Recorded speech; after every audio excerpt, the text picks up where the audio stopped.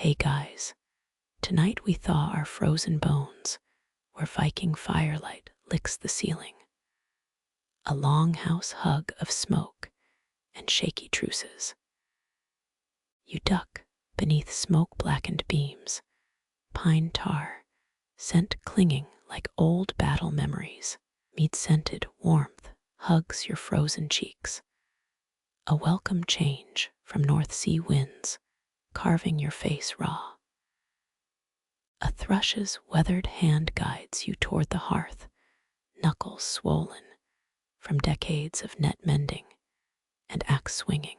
Crackling logs spit embers onto packed earth, each spark a tiny sun against the creeping dark. Don't relax, yet Norse hospitality often ends with a surprise axe inspection. So before you get comfortable, take a moment to like the video and subscribe. But only if you genuinely enjoy what I do here. Wherever you're curled up tonight, tell me your location and local time in the comments. Now dim the lights. Maybe turn on a fan for that soft background hum. And let's ease into tonight's journey together. Snow drips from your cloak hem, puddles forming around boots that have marched through 14 winters of grudges. Real Viking longhouses often stretched 90 feet. This one feels both endless and claustrophobic with its low ceiling. That grand hearth crackling center stage. Scholars found some were lined with Roman brick scraps, plundered like everything else. Historians still argue whether mead tasted closer to cough syrup or liquid bread. Personally, I'd risk neither. The thrush nudges you past woven baskets bulging with withered turnips, last autumn's bounty clinging to life. She mutters something about the Jarl's favorite hound biting strangers. Good thing your shins are hidden under wool layers. Smoke stings your eyes, scented with juniper branches, tossed on flames to mask moldering provisions. Someone behind you laughs, a sound like gravel rolling downhill as you trip over a sleeping lapdog. Its growl vibrates through your sore toes, probably hates outlanders more than its master does. Rows of benches flank the fire, their wood polished smooth by generations of feasting backsides. You spot dried fish strung from rafters, shadows dancing across their bony faces like ghostly puppets. Quirky detail. Those fish weren't just snacks. Scientist types found some Viking rafters coated in fermented fish, glue great for insulation, but smelling like a dockworker's socks. You crouch by the hearth, charred bones underfoot, crunching like broken promises. That sticky puddle near your knee isn't mead, trust me. 3 children huddle nearby, gnawing on something resembling burnt tree bark. One offers you a grubby handful, her grin missing 2 front teeth. Your stomach growls diplomacy. The old thrush shoves a steaming cup into your hands, birch bark warm against your palms. Steam carries notes of wild thyme and existential dread, classic Viking spa treatment. Across the flames, Jarl Harald's raven feather cloak glints like oil on water. He hasn't looked your way, yet busy picking meat from a boar's rib with a dagger crusted in garnets. Historians love debating those fancy knives. Were they gifts or plunder? Probably both with this crowd. Your guide snaps her fingers at a passing servant, points to the bread, nestled in hot ashes. Flatbread made from whatever grain survived last summer's hailstorms, Scandinavian wheat, or stubborn regrets. Someone drops a drinking horn near your foot, its curve polished sleek by generations of thirsty lips. Mead sloshes over the rim, honey gold and deceptively sweet. They say Svein Forkbeard once dissolved a rival's tooth in a batch fun times. The thrush rips the bread, charred edges flaking like coastal cliffs, surrendering to waves. She thrusts half into your freezing hand, its heat almost painful against your salt-cracked skin. Her eyes dart to the doorway, where Eirik sharpens a blade big enough to split mountains. You notice his whetstone strokes match your heartbeat, a worrisome rhythm. Wind howls through the roof's smoke hole, scattering ash like gray snow over everyone's dinner. Nice of them to add seasoning. That muffled clinking near the back wall, women weaving on a loom, wooden weights clicking like tense jaws grinding teeth at night. One glances up, her indigo-dyed wool, the exact shade of your clan's battle banners. The thrush suddenly grips your shoulder nails, digging through layers of wool and pride. She hisses a name lost in the fire's pop, maybe an ancestor or a warning. A serving girl staggers by her arms, stacked with hollowed-out gourds, reeking of fermented cabbage, Viking sauerkraut, delightfully tangy and brutal on unprepared intestines. Frost giants could be knocking at the door right now. You wouldn't hear them over the belching contest erupting near the ale barrels. Jarl Harald finally glances over his beard, braided with what looks like thin strips of silver. Or lightning, hard to tell in this flickering nightmare.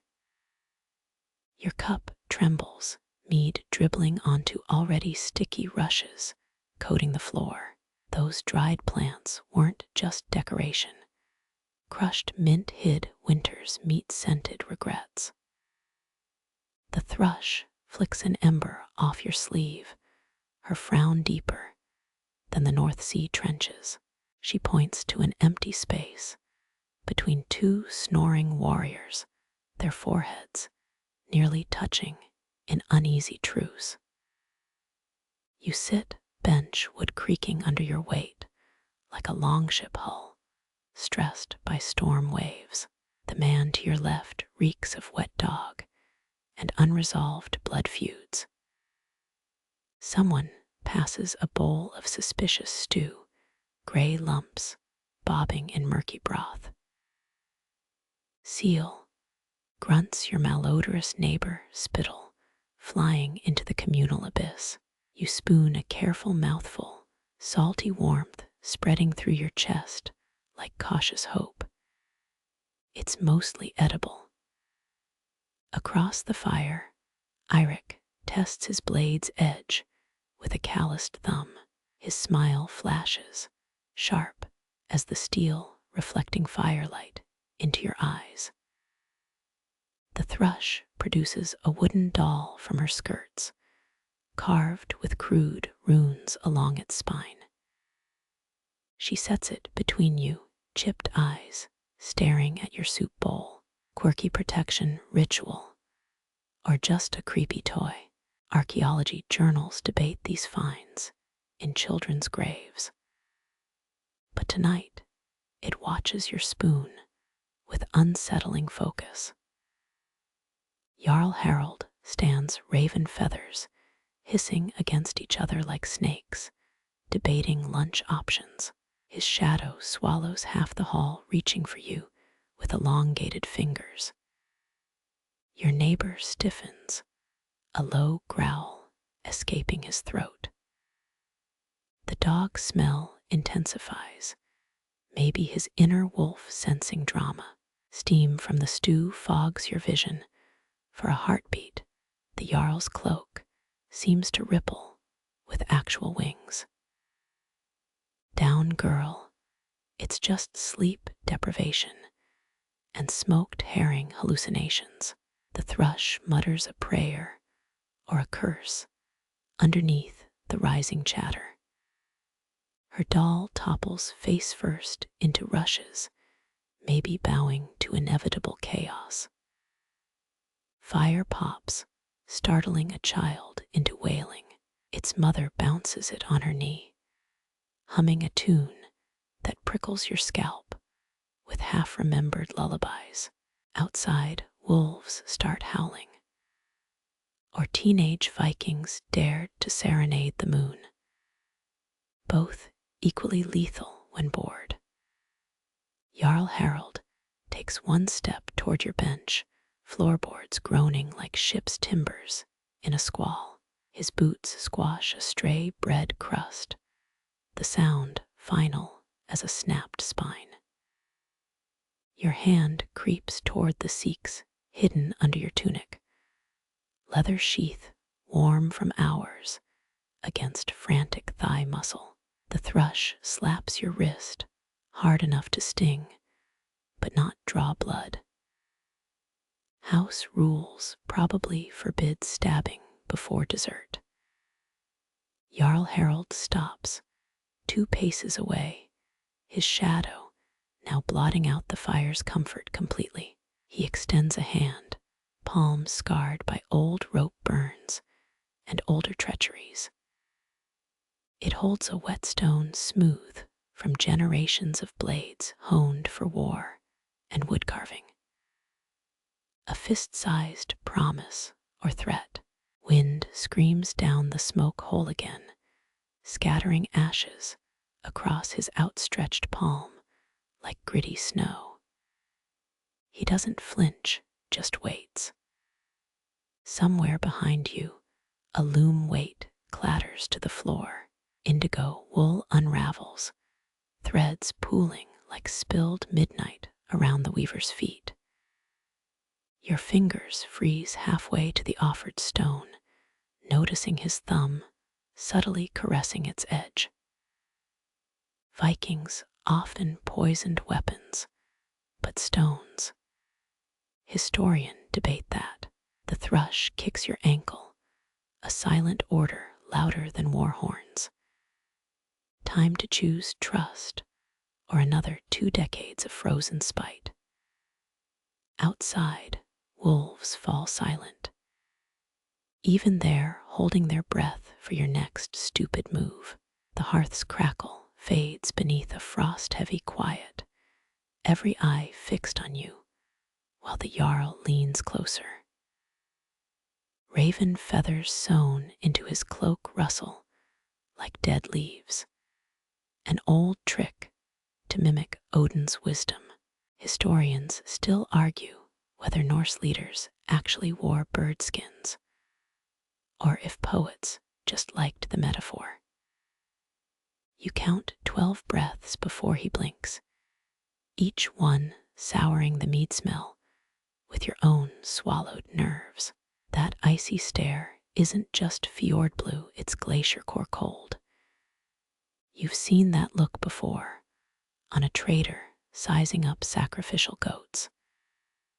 A drip from the roof hits your neck, cruel as an arrow's first prick. Someone coughs, 3 benches down. The sound vanishes into the smoke-stained rafters. Funny how silence hurts worse than battle yells, like chewing gravel in stew. Across the hall, Eirik cleans dirt from under his thumbnail with a knife. His blade keeps flashing in your peripheral vision, little sunbursts of threat. The Jarl's beard shifts, whispering through amber beads knotted into the hair.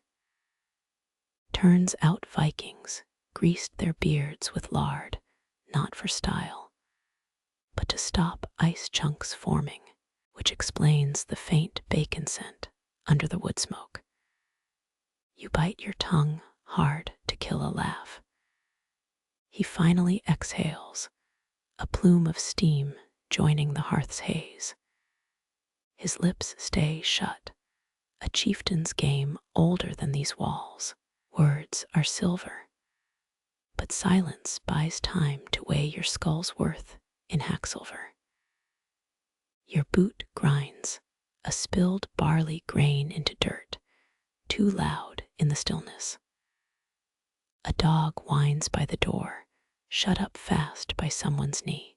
Eirik's knife stills, reflecting the torch flame straight into your eyes. 14 winters dissolve in that glare, walls melting back to a rain-slicked battlefield. His brother's heel grinding your shields, rim your spearhead, finding the gap between ribs. The awful wet sigh as he folded, a log collapses in the fire, sending up sparks like fleeing spirits. They catch in the Jarl's stare, brief, fireflies drowning in blue ice. His first word comes out glacier slow, sit. Not a request.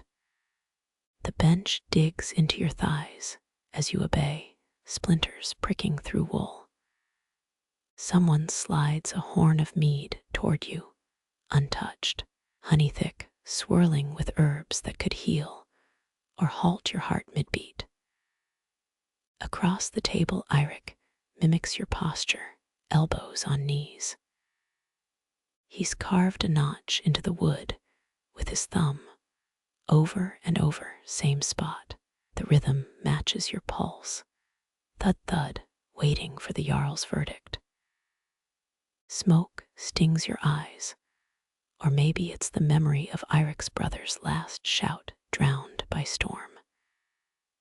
That skirmish wasn't even over land, just spilled mead at a summer thing, some petty slight that festered months, like milk forgotten in a corner. The Jarl's palm slaps the table, making dried fish jump. His grin splits the beard like an axe through driftwood. We eat, and just like that, the hush shatters into ale jugs clanking, benches scraping, men arguing over bread crusts. Yet Eirik doesn't move, his knife now tracing the scarred wood. His stare carves into you patient as winter. The Jarl's laugh booms, suddenly friendly, a bear pretending to be a pet. You reach for the mead horn fingers steady, but under the table, your other hand finds the Seax's grip, warmed by your own fear. Proof you learned the hard way. Vikings respect two things: full mugs and hidden blades. The bench splinters snag your wool trousers, each shift a tiny reminder of Eirik's blade framing the doorway. Walnut wood groans under its weight, same timber used for sea chests, holding clan treasures. Funny how grief carves deeper than any axe, even after 14 winters. That blade's edge gleams with fresh elk fat, Vikings greased steel to slow rust's hungry teeth, keeps it singing through flesh too, a butcher's trick proven in too many dawn raids. Your fingers flex, half expecting phantom stickiness from Eirik's brother's ribs, still clinging after all these years. Across the hall, he shifts his axe's angle torchlight, catching runes scratched near the haft. You recognize that jagged B for Bjorn, his dead sibling's name, etched messy as a boy's first carving. Historians debate whether blood feuds paused for truce meals, or if bread just tasted better seasoned with rage. Mead sloshes near your elbow, a nervous thrush refilling horns before they're half empty. You track Eirik's reflection in the drink's dark swirl, a warped giant rippling in honey gold. His axe mirrors your own grip under the table, two beasts pretending not to paw the ground. A serving girl drops a clay bowl. It shatters loud as shield wall splintering under a charge. No one moves, all breath held, while Eirik's boot nudges a pottery shard aside with deliberate care. His stare locks on you calm as deep fjord water hiding drowned ships. You taste copper, realizing you've bitten your cheek bloody. Tension makes great seasoning apparently fancy, that the hidden recipe in every tense feast. Across the bench, old Jorund slurps porridge, untroubled by danger he's seen before. His nose bends left from some ancient brawl-proof Vikings, viewed faces like battle maps. A wolfhound paws at Eirik's knee, daring to beg for scraps where wiser creatures flee. He feeds it burnt bread crusts, methodically, thumb brushing the knife at his belt each time. The dog whines for more, oblivious to human grudges older than its own paws. Outside, wind claws at the longhouse walls, whining through chinks in the daub like a restless ghost. They say Norse homes kept doorways low to duck quickly, not just for heat. Practical, if you enjoy splinters in your scalp, reminding you to watch for blades. Eirik's fingers drum his axe handle, no rhythm you recognize, maybe some funeral dirge, or just impatience, tapping toward violence. Fungus blooms on the doorframe where his steel rests, black and spongy, thriving in stressed wood, same as anger in ignored wounds. The Jarl belches, a glacier-calving noise of false cheer. He thrusts a chicken leg toward Eirik, grease glistening under torchlight, a piece offering wobbling on bare bone. Eat, cousin, moodiness chills the beer faster than January wind. Eirik takes the meat, but his gaze never leaves you, tearing flesh from bone with white teeth. Some descendants still dispute if Vikings ate animal pulp, but watching him, any fool would believe it. Firelight paints his knuckles bloody bright, scars from rope burn and shield bash, forming pale constellations. You wonder which mark came from dragging his brother's corpse uphill to that rock cairn overlooking Raven Cliffs. Wind would have howled that day too, thieving tears before they hit ground. Your spoon clangs the empty bowl, startling even you. Laughter erupts from drunkards, thinking you staged the noise for humor. Eirik's mouth ticks up, barely a wolf, acknowledging a clever cub's trick before devouring it. He pushes off the wall at last, axe swinging loose in his grip, groaning, wood finally released. Walnut remembers pressure longer than people do. Ask any shield.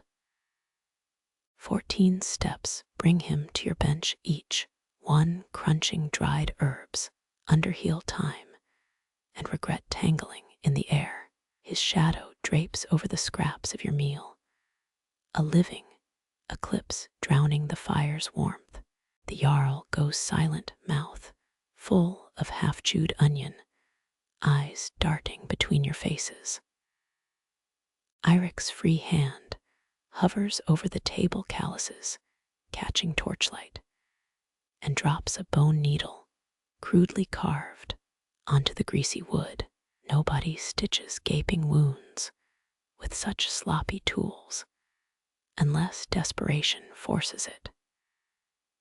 Memory stings his brother's gut wound, pumping red onto autumn leaves, his own bloody fingers fumbling with thread like this. Historians argue whether Viking battle medics used boiled wool for packing, or just moss robbed from river stones. You breathe in long and slow, smoke stinging your throat. When you reach for the needle, it's warm from Eirik's sweating palm, same as iron pulled fresh from coals. He grips the axe tighter, twisting it, so the runes glare up like accusing eyes. Inside the hall murmurs die, a wave folding back before new storm surge. A drunk hiccups, then smothers it 3 benches back. A drop of mead slides down the Jarl's beard, plinking onto a bread crust, a tiny drumbeat counting down moments. Wind throttles the shutters, the whole longhouse inhaling sharply. Eirik leans close, his breath reeks of juniper berries and dank cellars. 2 words rasp out, so better. His axe clatters to the floor, abandoned, as he spins toward the frost-stung doorway. The Jarl exhales first, stretching his neck, until it cracks, grinning like a cat who stole winter's last fish. Some say Vikings buried axes to mark truce ground, but who unpacks metaphor from dirt when threats loom closer? Across the room, Eirik yanks his cloak off a peg, snow already swirling past the open door. Wind steals what he mutters next, but his shoulders tremble, not from cold. A child laughs, startling as sunrise, chasing a goose feather tossed from rafters. Others slowly reclaim their noise, stories stumbling back to life like startled deer returning to grazing. The Jarl nods toward Eirik's abandoned axe, still rocking faintly on flagstones. My hearth warmer, it likes guests, keep it company a while. His wink wrinkles a dozen scars, each telling tales you're not drunk enough to ask about yet. Under the table, your hidden Seax finally cools against your thigh. A quiet truce, maybe forgotten between clenched muscle and leather. Outside, the wind gnaws at the roof, hungry for unfinished business, wilder than wolves, older than oaths. Snow drifts across the axe blade, frost etching silver where steel meets stone waiting. The snow-dusted axe glints like a challenge, but movement pulls your stare left. A maiden approaches, carved birchwood cradled in her hands like a newborn lamb. Honeyed mead swirls inside, thyme sprigs dancing in its gold depths. Viking hosts offered this brew to guests, though historians still bicker whether poison fear was common or just scald drama. Her elbow brushes Eirik's abandoned cloak as she kneels, flint-hard twigs woven into her braids. Birch's faint sweetness seeps into the air, wood once chewed by Norse kids to soothe sore gums. Your fingers tighten, expecting chilly wood, but the horns worn smooth from decades of passing. Warmth bleeds through. She must have heated it near the hearth's core. Drink deep, stranger. Her voice rasps, smoke cured from singing too close to fire pits. Mead-halls used time for preserving brew, not just flavor. Antiseptic sharpness pricks your nose. Clever bastards. Alcohol and botanicals fighting rot in one sip. You tilt the horn, watching liquid coat the inner curve like amber sap. A tiny scratch mars the rim, perhaps from Jarl Harald's famous tooth gap. Last year's harvest honey clings to your lips darker than summer gold, aged like grudges. Drink fast, and they'll think you reckless. Drink slow, and suspicion simmers. Throat bared, you let the first trickle linger, waiting for throat-numbing rumors to prove true. Mead burns sweetly, zero telltale metal aftertaste. Just time's green kick, balancing the honey's weight. 12 controlled swallows, cheek muscles flexing, gaze scanning the watching hall over the horn's curve. A serving girl stifles a sneeze into her sleeve, jolting the Jarl's youngest hound awake. Eirik's empty bench groans, shrinking under collective, pretending nonchalance. Historians love arguing if Viking women reserved public poisoning for truly terrible guests, or just added extra pepper to soup. The maiden watches, thumb rubbing her own scarred knuckle symmetry, matching your grip on birchwood. Birch sap ferments into a springtime wine sour and wild, nothing like this mellow fire in your gut. Her eyes dip to the horn, then up, confirming you're not choking. Maybe she hates cleanup rolls. Floor rushes reeking of corpse vomit would annoy anyone. Mead pools warmly below your ribs, false courage coiling like a dosed snake. Licking honey from your lip, you spot the Jarl's wife winding wool nearby. She hums 4 notes exactly matching a death lament for drowned sailors. Coincidence or acute sarcasm? This night needs less murky poetry, more straightforward threats. When the horn empties, a thick drizzle clings to the bottom. Herby sludge Vikings, revered as the gods share. You scrape it clean with your smallest finger, tongue darting out, proving trust like a gullible lamb. Relief sighs through the thralls, their nervous sweat fogging the air like cheap incense. The maiden retrieves the horn, palm slid halfway down its curve, never touching fingertips to your drinking spot. Her fleeting smirk suggests she wiped it earlier, with secret sabotage against foreign germs. Fair trade, at least she didn't spit polish it, as some grandmothers advised for guest cups. Behind her, a toddler wobbles, drooling onto a toy wooden Seax. Future generations' peace offering blunt and sticky with porridge. Your own knife hand relaxes, Seax safely sheathed again. Truce moment, thick as hearth-smoke. Outside, wind throttles the shutters, no match for Mead's fuzzy blanket smothering your nerves.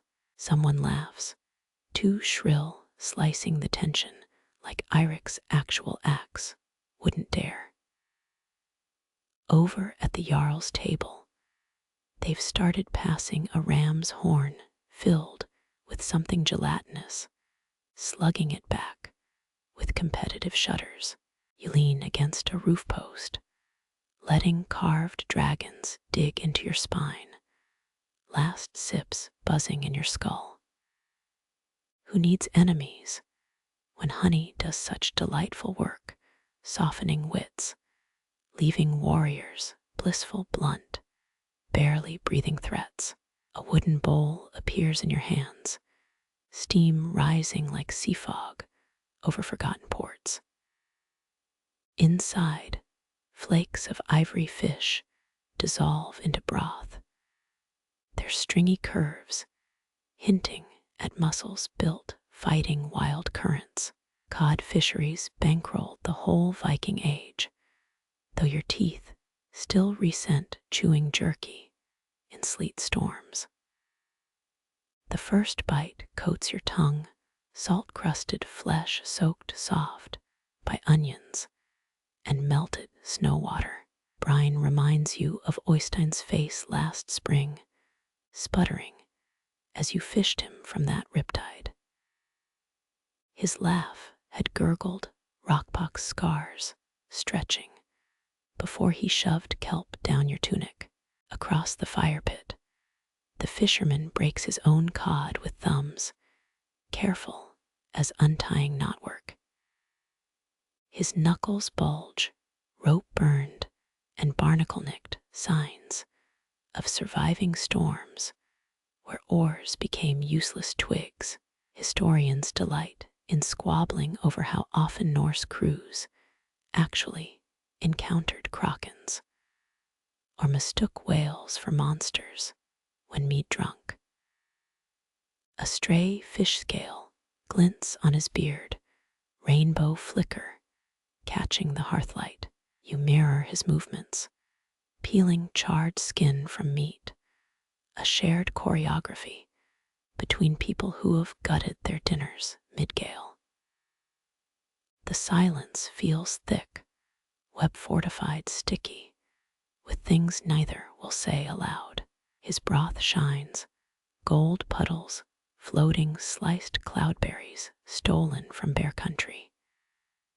Your spoon hesitates, sea-salted memories flooding in dead nets, splintered hulls, that merciless slap of waves against cliffs. Archaeology proves Vikings used cod liver oil for lamp fuel. But no one mentions how it made halls smell like rancid low tide.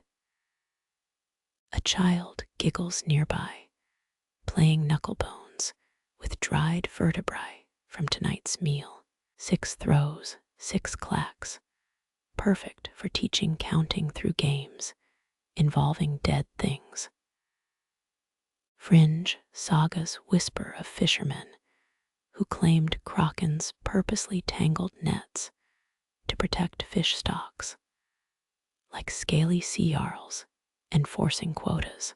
The fisherman's spoon scratches his bowl, one sharp squeak meaning, I recognize those swallow calluses on your hands. Yours answer, tapping rim twice for I. We've both hauled lines till our palms wept. He grunts, sound Eirik used to make before sharing watch duty ale during sleet squalls. Bones collect at your feet, thin and curved like moon slivers. Norse law required drying cod on coastlines before inland trade, preventing rot during haulage. Your tongue finds a pin bone, spits it discreetly into flames, where it blackens into a tiny spear.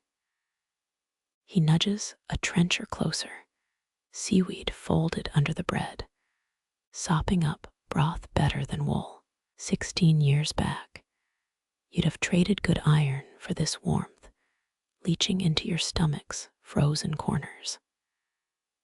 The bread cracks stiff crust, baked too far from the hearth's sweet spot.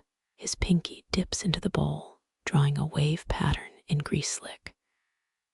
Yours answer, etching coastline cliffs, remembered from dawn raids past. His sudden snort shakes the broth, laughter rare, as calm waters in winter fjords. Rain rattles the roof, mimicking nets cast onto midnight decks. He rocks forward, hips remembering deck swirl beneath his boots, back bent against phantom winds. All sailors get that sway, whether fishing or raiding.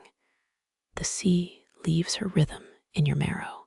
Your last bite holds a dark hunk, liver maybe, or heart muscle clenched tight against icy depths.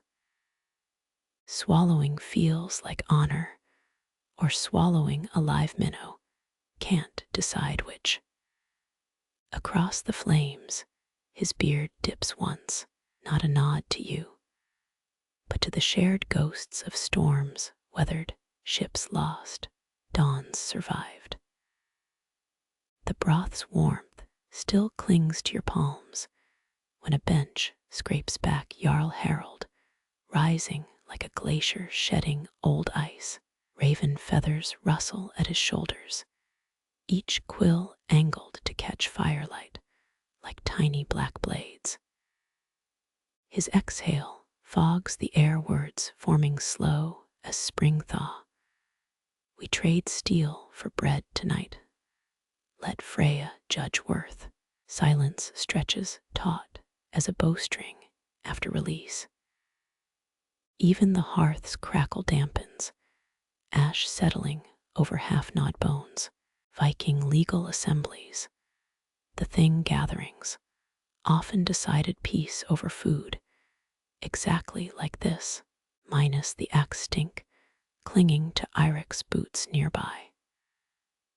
A child giggles by the bakestones, ignorant of history, pivoting on charred flatbread. Archaeology proves Norse ovens could hit 400 degrees, hot enough to harden bog iron or burn lies into truth. His grubby fingers pry up a disc-shaped loaf, crust cracking like winter lake ice. Eirik shifts by the doorway walnut frame groaning under his weight. His hand flexes near his belt seeks, useless as frost on a forge. That blade slew your cousin at fjord, though trivia scrolls claim Vikings favored axes in close combat. Historians still argue whether most Norse sailed for trade or raiding. But blood remembers only one currency. Jarl Harald's beard glistens grease, or mead tracing gray threads gold. He drags a thumb across his bowl's rim, collecting salt and fish scum, then licks it clean. A saga's footnote claims chiefs judged truce-worthy men by how they handled shared meals, though Eirik's glare suggests alternative metrics. The child offers bread first to you, palms pressed together like praying hands. Absurd since, under 100 winters ago, English clergy called Viking loaves Satan's shoe leather.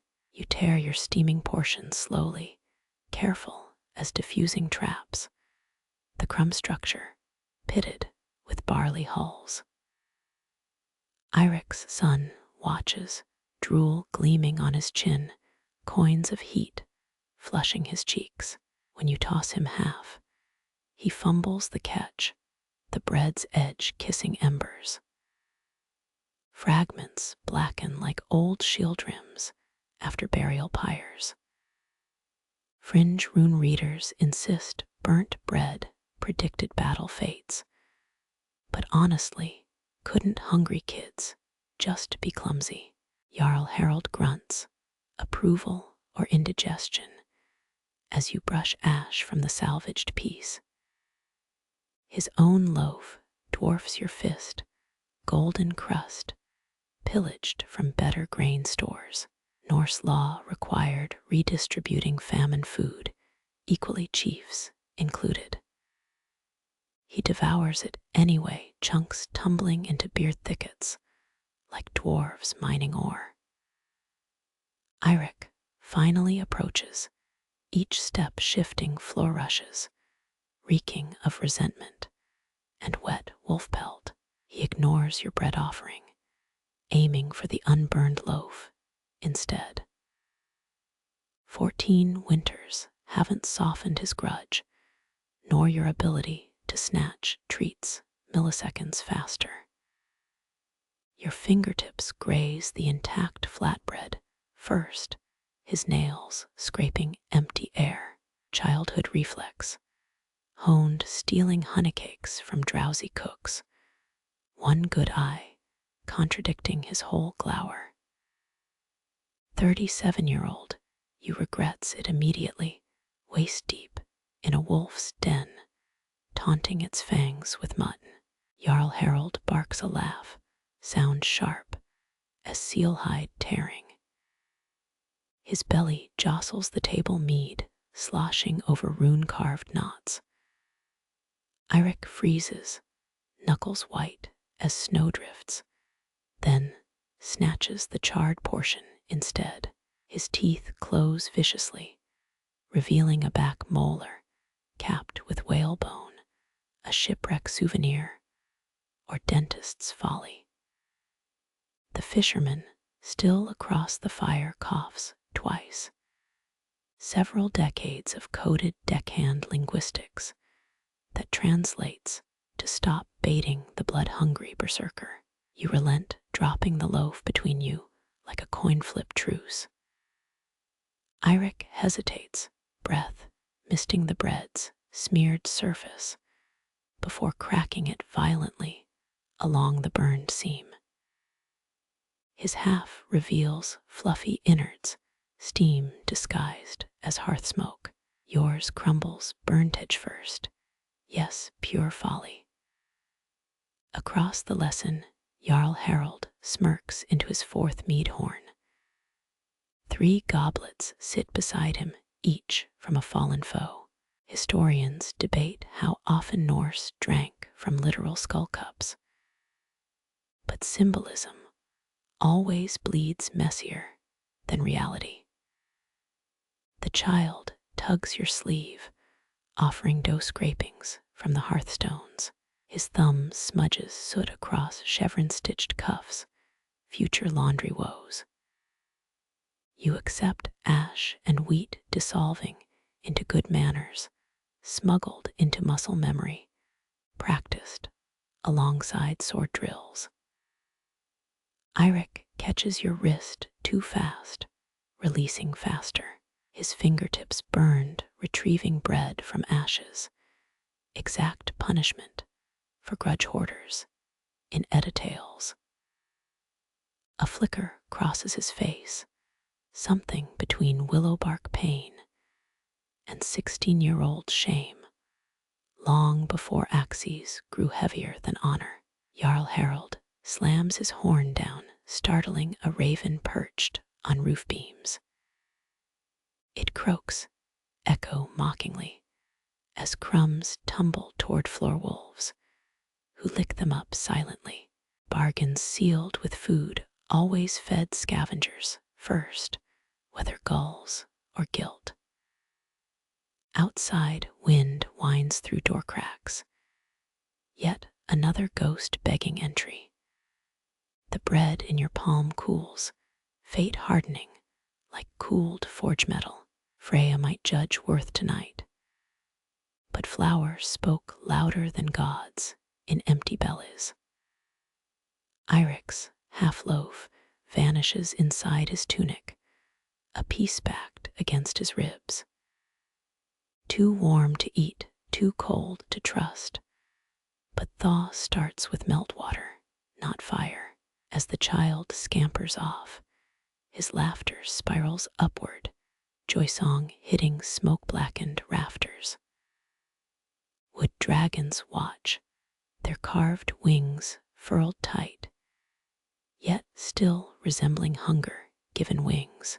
The fisherman winks through the gloom, spoon raised in toast, nodding at your soot-stained fingers. Everyone burns bread eventually, his eyes say, but not everyone shares the ashes.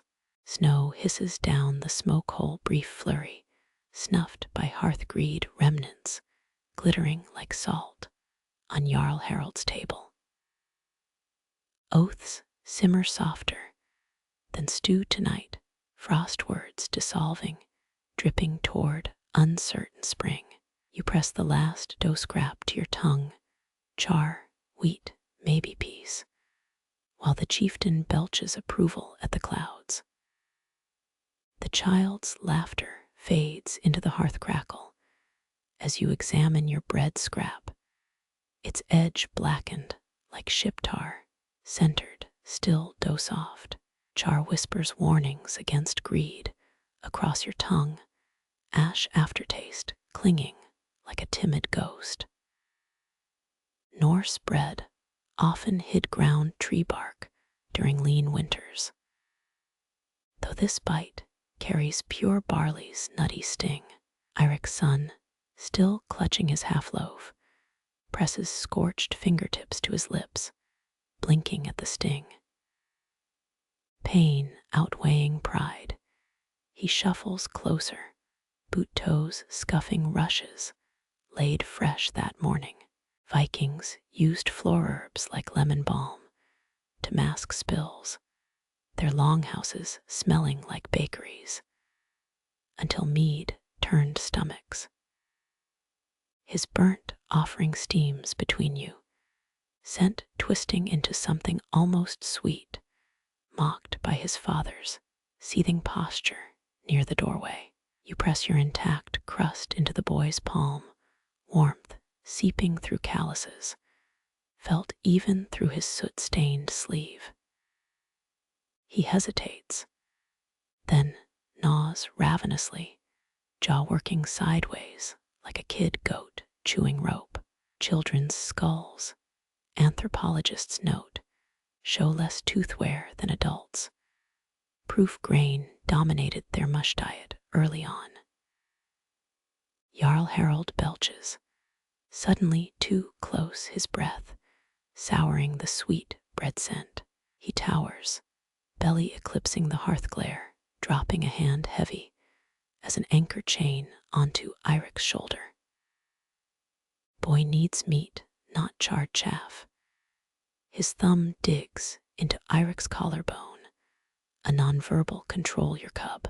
The fisherman slides a codtail toward the child bone, already picked clean by clever fingers. Fringe scholars argue Norse kids ate fish eyes for vision strength. But really, parents just hated waste. The boy pockets it, grinning gap-toothed, oil soaking through his tunic's hem. Future laundry woes, part 2. Your own bread slice crumbles, burn scab flaking onto the hearthstones. 3 floor wolves materialize, snouts twitching, under-table shadows come alive. Archaeologists found cod bones in Viking-era Lund. Proof fishermen traded inland despite sagas, focusing on raids. One mutt whines, hunger outweighing wolf blood, as you flick crumbs toward the pack. Eirik's knife hand twitches, nostrils flaring at the dog chorus, but his son's giggle pins him still. The blade rests again, edge dulled by sheath-worried leather, a storm postponed. Historians still argue whether Vikings oiled Seax blades daily, or let blood serve as rust preventative. The bread's heat dwindles, now just memory warmth against your palm. You need the doughy center, texture springy as old sailcloth, recalling Celtic thralls, boasting butteridge, loaves back in Dublin. Jarl Harald snatches a remnant, throws it skyward where a raven dives, snatching the morsel mid-croak. Show off. Eirik's boy tugs your sleeve again, pointing to embers where another flatbread sticks, its underside bubbling like bog gas. Quick before it chars, he whispers, boldness blooming in stolen truce light. 4 heartbeats, you're both elbow-deep scooping bread, scorched nails be damned. His father stiffens, foot half lifted, then halts. Maybe noticing his son's knuckles match his own fire scars, pink and shiny and map rough. Viking law fined parents for neglecting children's burns if neighbors testified before the thing assembly. No witness here but smoke gods. Success. The salvaged loaf, smaller, perfectly golden, lands in the boy's lap. He splits it unevenly, offering you the larger half, then freezes, eyeing Eirik's thundercloud face. Bread diplomacy fails sometimes. Crumbs can't mend splintered hulls. You press the piece back whole into his flour-dusted hands. Eat, your father won't begrudge a fed wolf cub. Words aimed over his head, where Eirik stands statue still, boot, grinding a floor herb to pulp. Jarl Harald chuckles, low and grinding, a sound that shakes mead droplets loose from his beard. Waste not.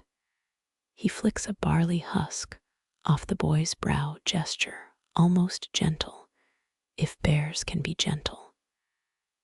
The Allfather fashioned men from driftwood, but brats from bread dough.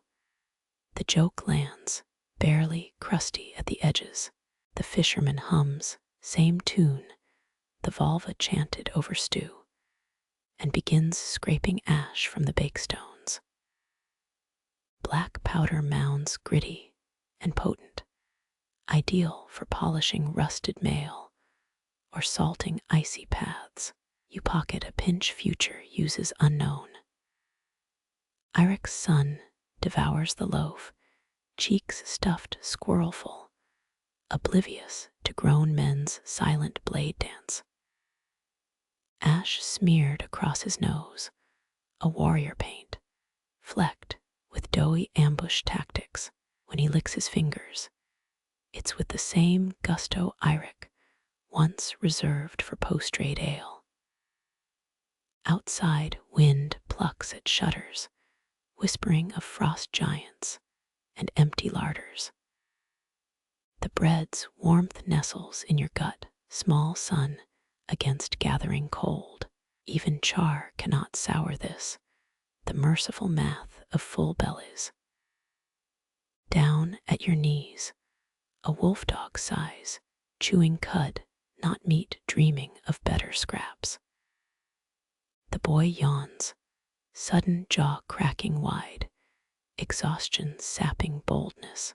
His head droops toward your arm, a helm too heavy, trust earned through shared burns and gluten. Eirik's shadow falls across him, then silent, hand hovering, not striking, just shielding from hearth glare. Fingers uncurl, knit scarred inches from your shoulder. Some grudges thaw like rivers, slow, invisible, until the ice groans confession. His nod is swift, almost imagined, before gathering the drowsy child. No bread remains between you now, just embers and Jarl Harald's rumbling snores. But the boy's fingers, sticky, still grip your sleeve's edge. The boy's sticky grip slips away as Eirik lifts him, sleep heavy, toward shadowed benches where fleeces wait. Hearth steam curls in those vacated spaces, fat bubbles popping on mutton stew's surface. Scent of time and winter roots war with lingering bread ash. A kitchen alchemy older than Valhalla. You dip your bowl alongside fishermen, wood scraping the cauldron's sooty rim.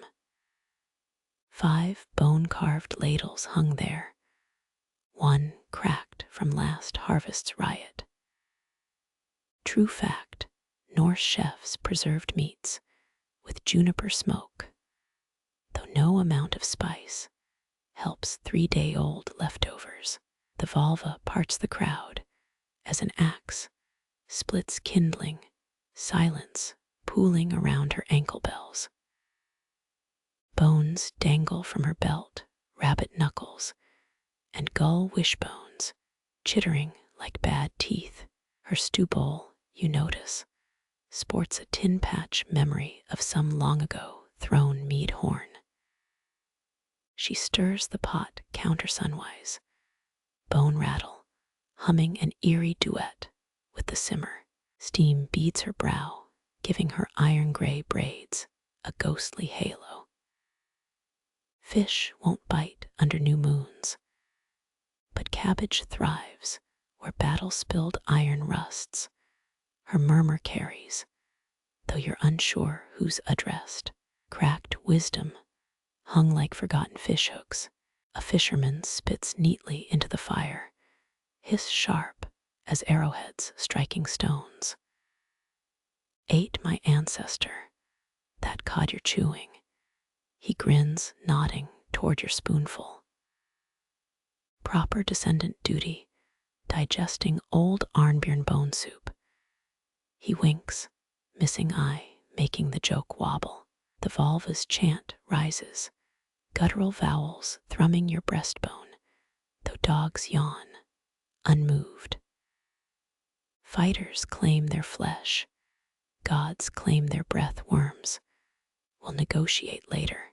Fringe scholars insist Viking women sang runes into broth, making eaters immune to Saxon lies. Your tongue finds no magic, yet just salted cartilage. Mutton chunks bob pale islands in carrotsy foam. One chunk floats with odd symbols burned onto its skin, or maybe just Jarl Harald's hearth scribbles. Historians still argue whether Galdr chants held medicinal power, or just made scared warriors chew slower. Laughter ripples when the old Jarl snores mid-spoon lift, gravy flecking his raccoon pelt cloak. The vulva's finger sketches shapes in stew fog above the pot. She blows, causing ripples, runes, fat droplets. Even skeptics lean closer, spoons hovering. Älvalek, she whispers, invoking water sprites. Protect Bellis from tonight's mead and tomorrow's regrets. Someone farts, sudden and resonant as a war horn, easing the tension. The bone rattle falters, its sacred rhythm broken. She glares, yet accepts a replenished mead horn with warrior nod grace. Experts think rune staves contained prayer curls for livestock health, based on Greenland dung heap fragments. Jarl Harald jerks awake, drool threading into his beard, bellowing second serving before Snorri's ghost licks it clean. Stew slops on table scars, old iron bloodstains, baptized anew. Someone tosses in wrinkled cloudberries, sweetness curdling through savory depths. Culinary crime, no Viking law against it. The vulva retreats, rattles hushed, seeming smaller without her steam stage. Your bowl bottom reveals a carrot slice shaped like Emjolnir. You crunch it, wondering if Thor minds digestion theology. Nearby, Eirik blows on his stew, not cooling it, but hiding trembling lips. Forgiveness burns hotter than pepperwort. Feast magic always fades, mutters the fisherman beside you, chasing the last carrot with blackbread scrapers. Remember fjord, when Harald Fairhair's poet sang so sweet, half the enemy force vomited mid-charge. He chuckles, soup mustache trembling, flames gutter, casting broth shadows up the vulva's cloak, for one instant framing Fenrir's jaws. She watches Eirik's untouched bowl, nostrils flaring, as fat solidifies into greasy glyphs, runes or rendered flesh, Either could teach tonight's lesson. Cold stew skins over mirror sheen, reflecting the roof dragon's knowing grins. Stew grease still glistens on the roof beams, reflecting firelight like dragon scales. Your gaze follows the carvings upward, oak faces twisted into permanent scowls. Those wide nostrils inhale centuries of smoke, eyebrows furrowed at all mortal foolishness below. You spot Hadvar the ship-splitter's likeness, his wooden beard glossy from generations of touch. Norse lords loved immortalizing themselves in timber, historians note, though rot claimed most after 3 generations. A moth-eaten raven pelt drapes one carving's shoulders, its moss-stained beak angled toward Eirik. He stands near the northern wall, calloused fingers brushing a jawline rougher than his own. That statue lacks Hadvar's grandeur, just a blocky chin and ears like boiled turnings. But the eyes, oh, the eyes hold the same flint strike gleam Eirik inherited. Bjarki Ironspur, mutters the fisherman beside you, wiping broth from his sleeve. Carved it himself during the long winter when ice trapped this whole valley. His voice drops, leaning closer. Sagas say Bjarki's carvings bled when someone broke an oath under this roof. Quirky stuff, probably drunk skald's invention. But fishermen still pour ale on the statues during storms. Smoke swirls around Bjarki's head, briefly softening his wooden snarl. Eirik traces where an axe notch chipped his father's cheekbone, a wound matching his own scar.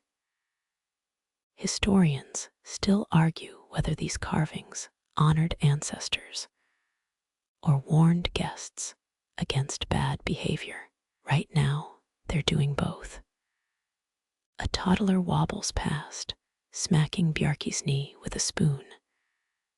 The hollow thunk echoes, making Eirik jerk back, as if struck. Jarl Harald chuckles from his throne, gesturing with a chicken leg. Don't fret, dead Bjarki's bite vanished with his teeth. He spits a gristle toward the hearth, missing the flames entirely.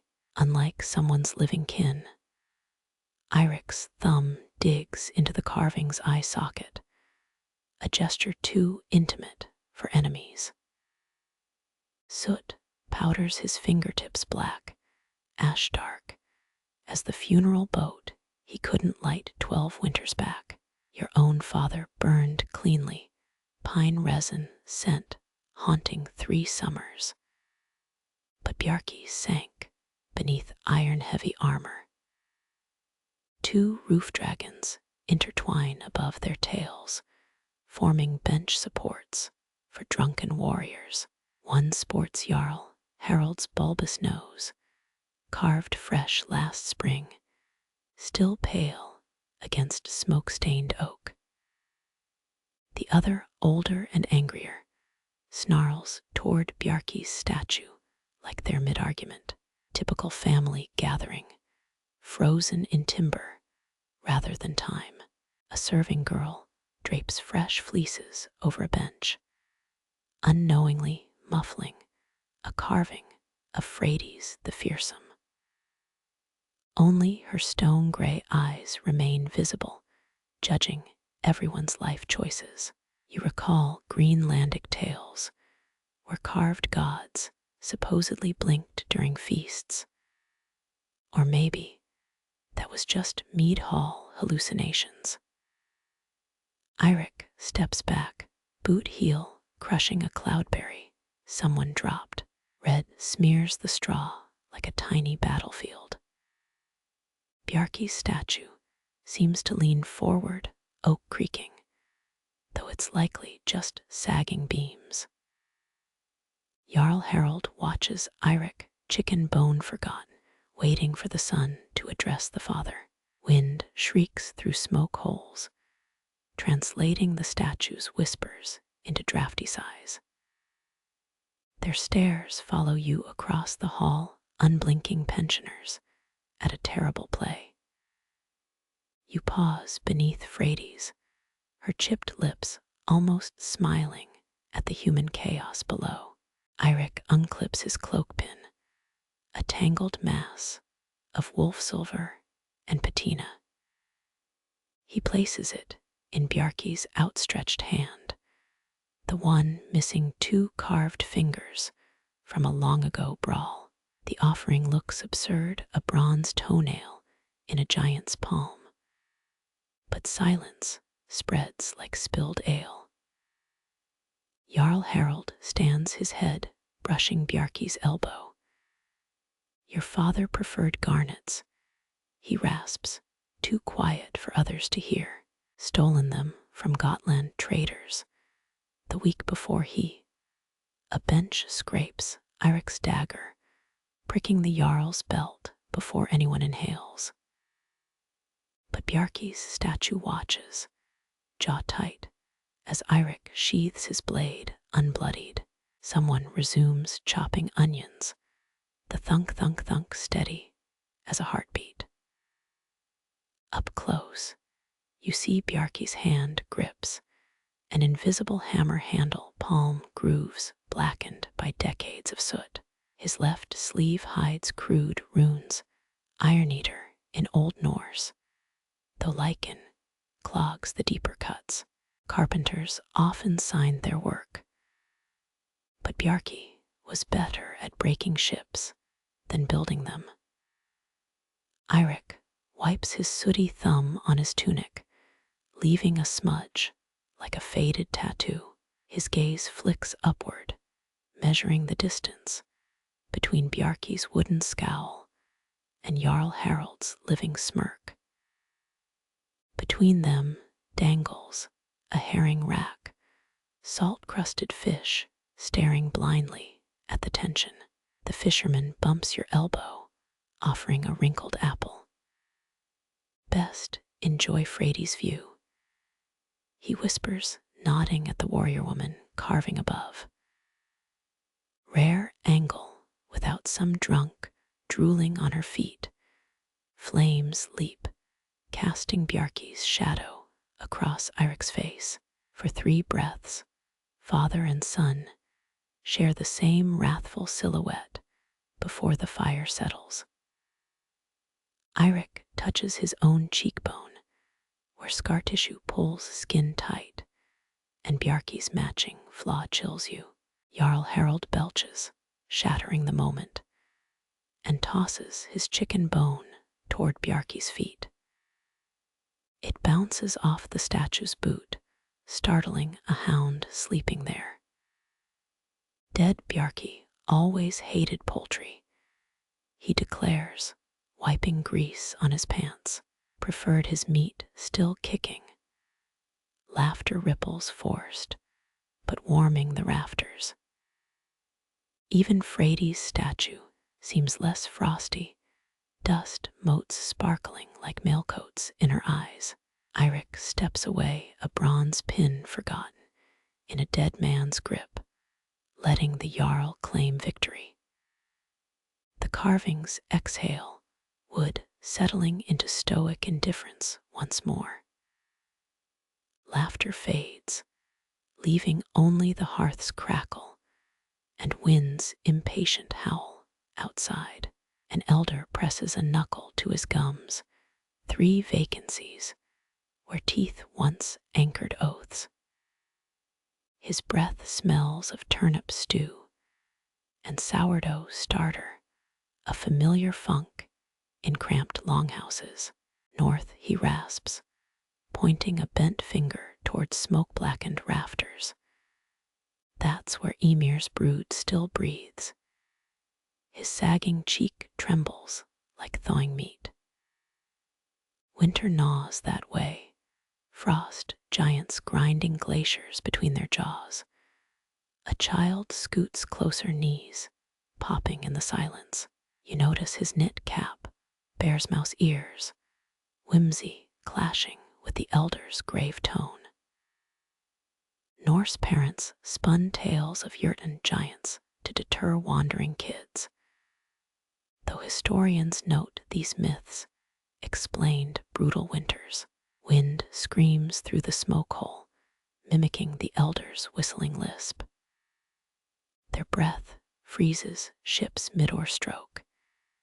He pantomimes rowing, then sudden rigidity. Sailors shatter like dropped pottery, screams silenced inside ice. The fisherman coughs, too loudly, masking a whimper from the mouse-eared boy. Eirik leans against Bjarki's statue, a pillar of shadow among firelight. Even Jarl Harald pauses his greasy-fingered feasting, chicken leg suspended mid-gnaw. My cousin swore he saw one, the elder spits, a brown glob hissing in the coals. 10 winters back, near Thul's edge, his eyes glaze, lost in memory's fog. Greenlanders traded walrus ivory there, though ice devoured many ships. Mouse ears pipes up, voice reed thin. Was it furry? Snorts ripple through the hall. The elder scowls, revealing a lone molar clinging like a shipwreck survivor. Fur. Giants wear blizzards as cloaks. He wiggles bony fingers, showing snowfalls swirl. Their bones are glacier cores, blue and colder than hell's backside. A serving girl passes birch beer, avoiding the elder's gesturing hands. He accepts a sip, liquid dribbling into his beard. Historians still argue whether frost giant myths reflected volcanic haze or just mortal terror of endless winter nights. Butta the Bold tried roasting a giant's toe. The elder smacks his lips, a wet sound. Stole it from a frozen foot near Trondheim fjord. He leans in, sour breath hitting your face, tasted like goat piss and regret. Eirik snorts, an abrupt laugh, jarring his usual grim mask. The elder grins, toothy gaps like blackened window shutters. Truth. Butta crapped ice for a fortnight. Mouse ears giggles, then silences himself with mittened hands. You recall Icelandic sagas, warning against eating Jotun flesh, though quirky medieval cures. Sometimes prescribed shaved frost giant toenails for chilblains. Likely just powdered goat hoof sold by charlatans. Jarl Harald belches, half approval, half disgust. Butta also claimed elf milk made him float. He chucks a bread crust at the elder. Died snorkeling in a fjord, didn't he? The elder dodges, spry for his years. But his ghost still hunts giant toes. His cackle devolves into phlegmy coughs. Children press closer, fear forgotten in the thrill of gross details. Wind moans outside, a perfect sound effect for the tale. Smoke twists into phantom shapes, one resembling a clawed hand reaching for mouse ears. The boy gasps, scrambling into his mother's lap. Smart lad, murmurs the elder, patting the child's head with a liver-spotted paw. Giants sniff out foolishness. He taps his nose, veins mapping his knuckles like frost cracks. They follow stupid, like wolves follow blood trails. The fisherman mutters a protective chant, thumb tracing Thor's hammer amulet. Others mimic him, hands brushing hidden talismans. You feel your own neck, where a troll cross pendant once hung, lost years ago in a different hall. Heard their breaths sing, the elder's voice drops, forcing listeners to lean in, like brides weeping at weddings never wanted. His milky eye reflects the hearth, a dying sun in cadaver skin. That's the giant's lullaby, dumb enough to sleep through. You join their snow-souled choir. Mouse-ears shivers, not from cold. His mitten hooks your sleeve, tiny claws of wool. You shift, letting him share your bench's warmth. Even Eirik's statue seems to tilt an ear, Bjarki's frozen scowl, fractionally softened. The elder sags, story's vigor spent. He accepts a honeyed fig, sucking it like a babe at teat. Jarl Harald stretches, joints popping like ice over ponds. Save some terror for tomorrow, old man. But children chorus protests, clamoring for more. The elder winks, sour mischief returning. Fine, one last truth. He sucks his fig stone clean, then flicks it into the fire. Frost giants hate laughter, silence. Hate it like tax collectors hate empty coffers. He grabs his own ribs, tickling, until giggles erupt. Laugh loud enough, their breath recoils like whipped dogs. Mouse-ears tests it, a hiccuping chuckle. Soon the hall shakes with forced merriment, warriors bellowing like drunk bulls. The elder beams, toothless and triumphant. Outside, the wind's howl falters, or maybe it's just the mead talking. The hall's laughter dies, like a snuffed candle, leaving only Jarl Harald's wheezy breaths, and the whetstones scrape against his dagger. He studies the blade's edge, firelight, catching every groove worn by decades of sharpening. Viking warriors prized such stones. Some passed through 5 generations before crumbling. The Jarl tests the steel on his thumb. A bead of blood wells bright against calloused skin. Good stone, he grunts, tossing the fist-sized rock across the table. It skids over spilled mead and mutton grease, coming to rest near your elbow. His stare feels colder than the frost giant's breath from the elder's tail. You lift it, cool siltstone gritty under your fingers. One side shines mirror smooth from endless honing. Eirik watches, knuckles tightening around his drinking horn until the bone handle creaks. He remembers this stone. You recognize its shape, distinctive as a scar. His father once carried it during raids, until that storm-ravaged night near Lindisfarne. Historians still argue whether whetstone exchanges were truce rituals, or simply warriors sharing vital tools before battle. The stone's weight surprises you dense as a guilty conscience. Jagged quartz veins catch the light like frozen lightning. Norse legends claimed stones with such streaks could sharpen more than blades. They honed a man's weird. Superstition, surely, yet you hesitate before pocketing it. Jarl Harald laughs, a dry rasp. Afraid it'll bite. Eirik's boot taps, steady as a war drum beneath the table. His eyes never leave your hands. Without a word, you slide your dagger sheath toward him. Leather scrapes wood, the sound impossibly loud. Inside rests your Seax, its curved edge nicked from blocking his brother's axe.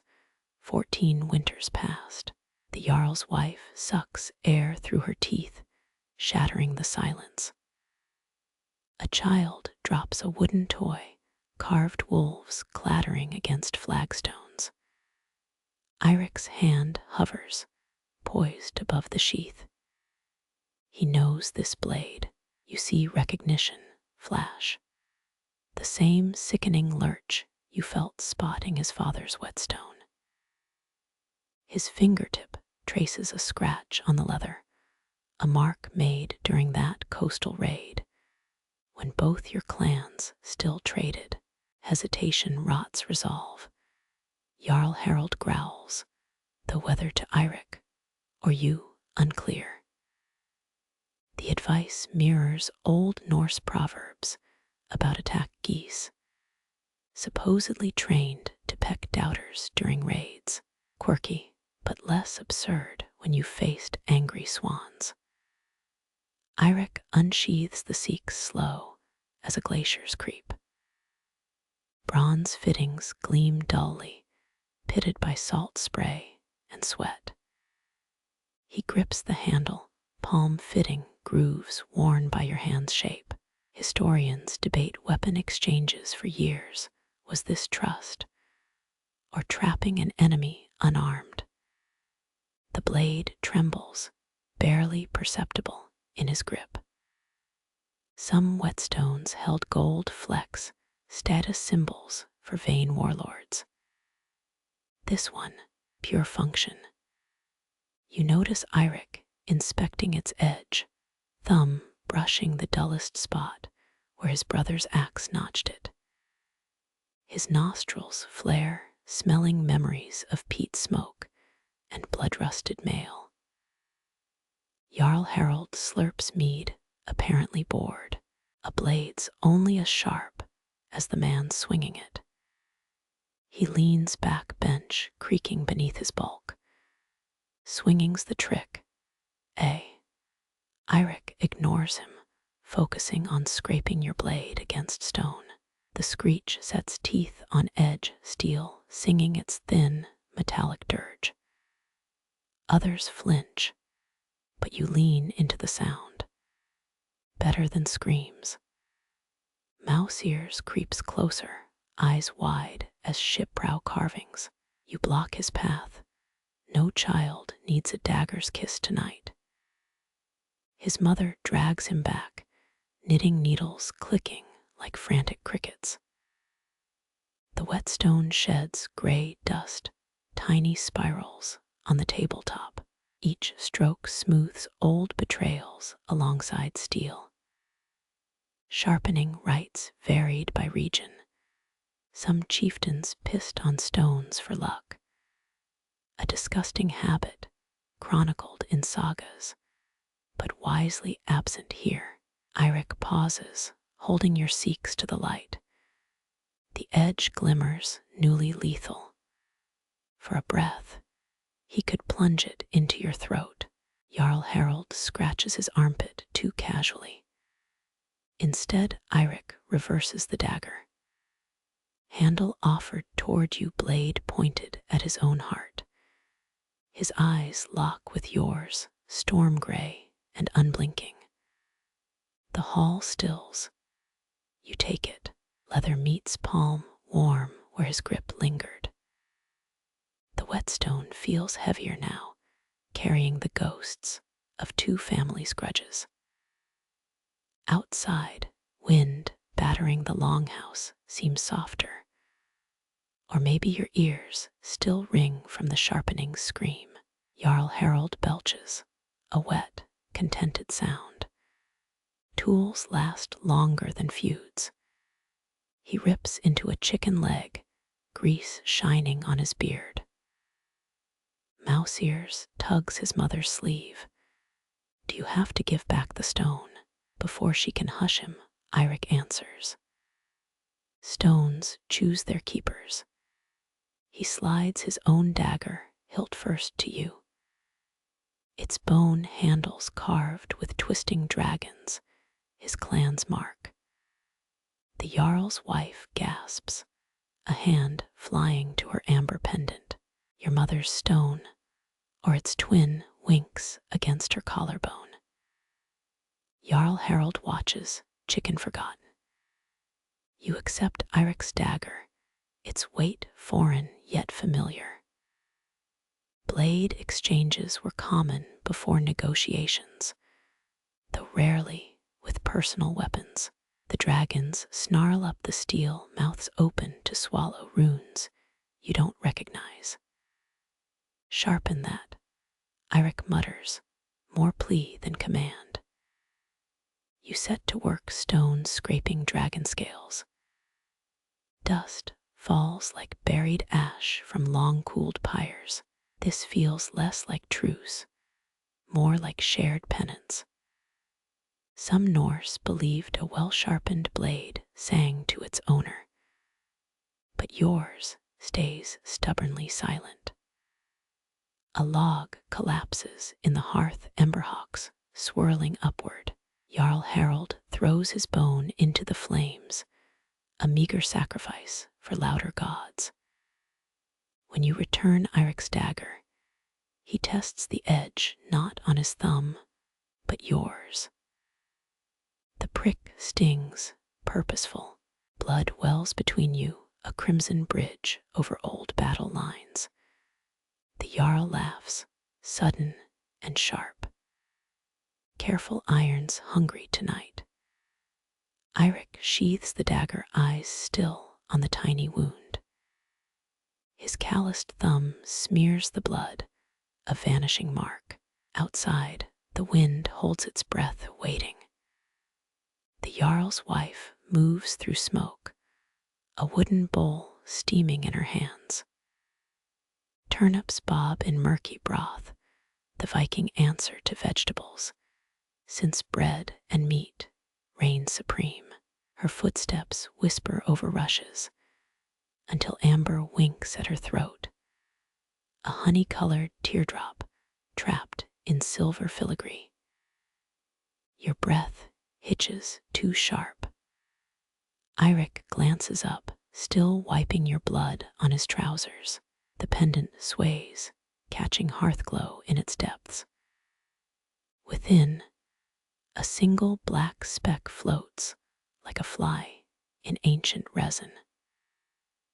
Baltic amber held such flaws, prized by Norse traders collecting tears of drowned goddesses.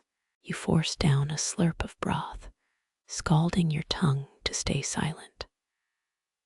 On your 9th winter, you tucked an identical stone into your mother's burial shroud. Odin's ravens watched from a gnarled oak as dirt swallowed her pyre-smoked bones. No silver then, just twine holding that sun-frozen sap. Eat, the chieftain's wife slides the bowl toward you, pendant dipping close enough to touch. Up close, the clasp shows clumsy repair. A dented hinge you recognize like your own knuckles. Historians still argue whether amber traveled north through trade or theft. But no debate thrums in your pulse now. Murmurs rise, some warrior joking about turnips being goat food. The wife's smile stays, fixed, a shield against mockery. She stirs the pot, pendant tapping her collarbone with each movement. Vikings believed amber calmed storms, sewn into sailors' cloaks before voyages. Maybe it failed her, that tiny scar slicing her left eyebrow hints at rough seas. Jarl Harald belches, stabbing a turnip with his knife. Fine workwife you've got, making dirt clumps taste tolerable. Mead sloshes, laughter returning like drunken relatives. Eirik's thumb rubs his dagger's dragon hilt, still warm from your shared whetstone ritual. His gaze flicks from your face to the pendant, sharp as the blade he tested. Does he recognize it too? The wife retreats her shadow, stretching long across the table. Some Norse thought amber trapped sunlight, saving warmth for endless winter nights. Quirky, but holding this stolen gravity against her throat, it feels colder than a fjord's heart. Your mother's stone warmed her corpse gold skin the last time you touched it, and now you clench your spoon, wood creaking. Across the hall, the wife feeds mouse-ear scraps under the table pendant, swaying like a pendulum. Folk once ground amber into love potions, a useless waste of good ornamentation here. Strange how a stolen grave gift now glimmers above a giggling child. Wind howls through smoke holes, blowing ash onto the chieftain's bread. He curses, slapping soot from his meal. During that slap, the wife's hand flies to her pendant, fingers curling protectively around it. Eyes closing, as if whispering to ghosts only she can hear. Eirik nudges your boot under the table, a silent question. You shake your head, stirring cooled stew into gray sludge. Vikings traded amber for Frankish glass, 6 beads for 1 chunk in ribe market ledgers. Neither trade nor theft explains this stone, its black speck winking like your mother's dying pupil. The wife hums low as a burial hymn while wiping her boy's chin. Her thumb brushes the amber smooth, a ritual repeated 13,000 times. Outside, snow muffles all but the hall's ragged breath, and that pendant's silent scream against your ribs. Mouse-ear sneezes, snot spraying the stew pot. His mother swats him gently, amber swinging like a censer over her son's guiltless head. You drain your cup, mead souring to vinegar in your throat. Jarl Harald laughs, clapping Eirik's shoulder too hard. Still hungry. For justice.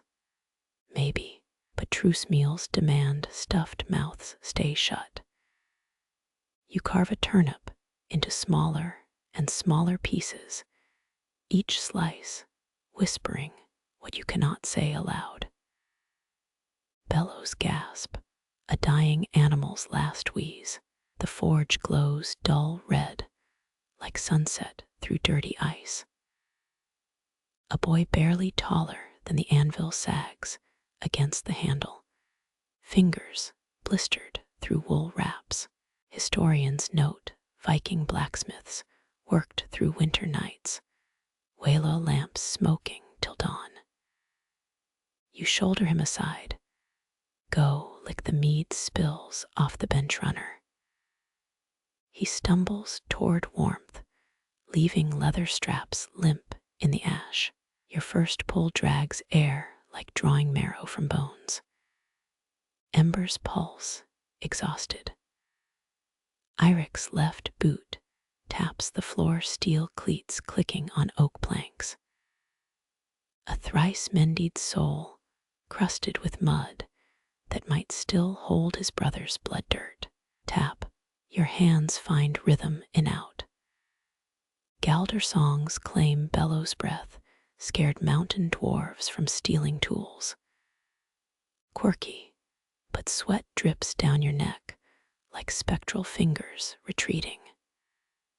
Tap, the chieftain shouts for more logs, his tone blunter than a frosted axe. Near the hearth, someone guts fish, iron stink mixing with forge smoke.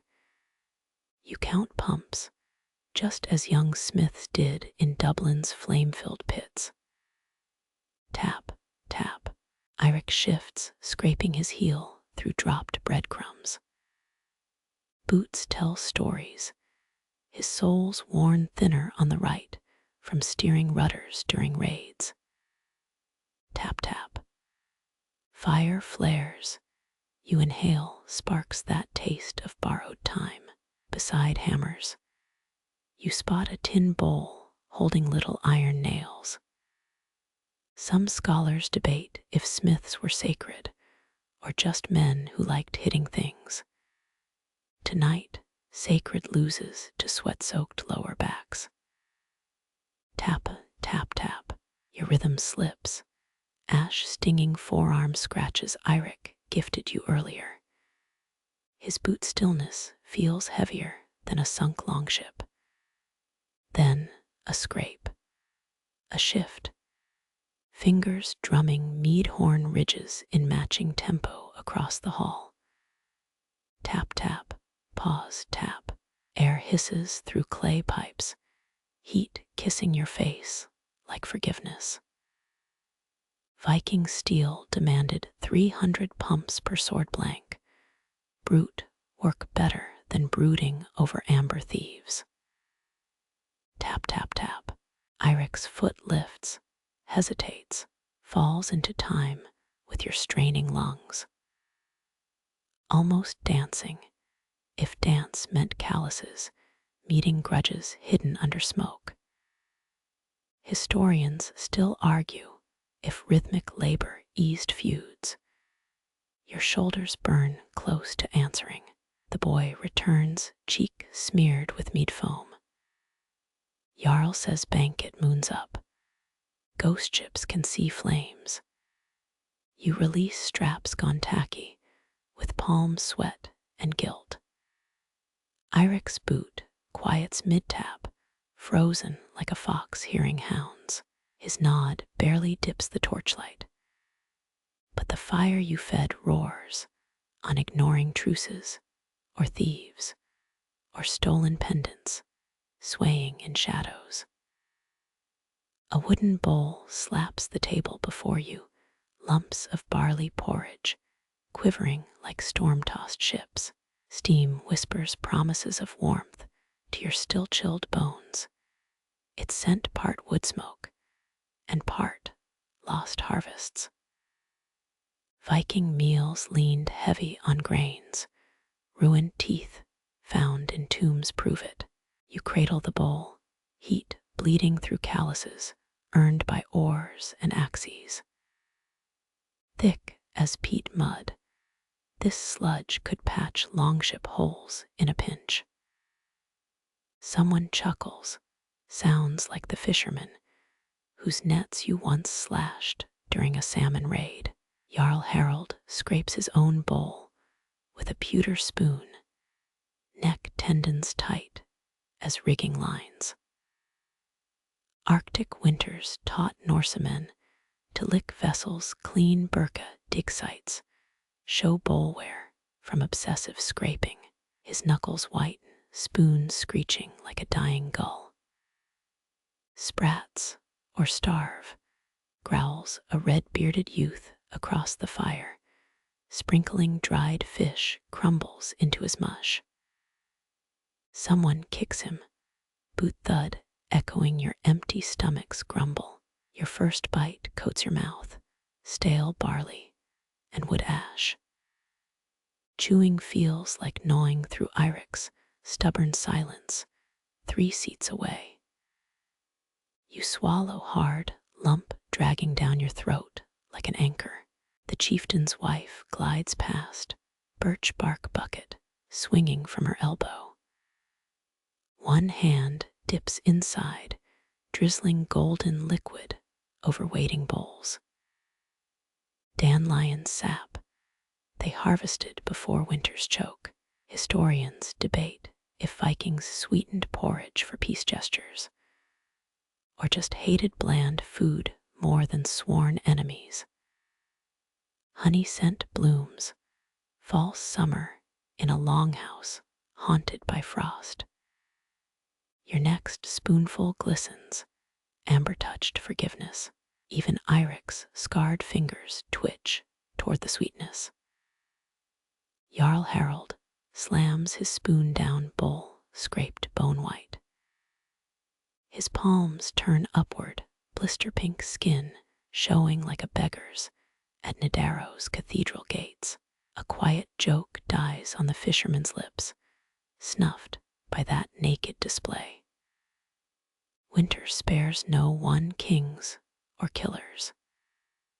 Snow creaks outside, wind hissing through chinked walls like Odin's lost breath. You mimic the Jarl scraping until wood grain shows through gruel streaks. Bark-lined food pits were common, but tonight's portions barely merit burying. A child's whine slices the silence, more it's burnt black again. Her mother shushes her, tapping the bowl's charred edge. Birk ashes make bellies strong, kept grandsire alive through the great frost. Fact or hearth tale, who knows, but the girl gulps it down like mead. Your own bowl hides a scorched treasure, a crust blacker than Loki's heart. You pry it loose, resin thick and bitter as old regrets. Eirik watches sidelong, waiting for you to flinch. Instead, you crunch it loud as ice breaking underfoot. Tastes like home, you lie tongue gone numb. The Jarl barks sudden laughter, spit gleaming on his beard. Spoken like a man who's licked his own cookfire for fun. His elbow jabs your ribs, just shy of bruising. Comradeship or test, unclear. Fingers brush your wrist. A thrush slides you a dried apple slice. Wrinkled and spotted, it smells of autumn cellars and desperation. You break it in two, offering half toward Eirik's direction without looking. Silence stretches, taut as a bowstring. Then a calloused palm scoops the gift from your peripheral vision. The crunch echoes yours, apple shards ground between molars made for tearing meat.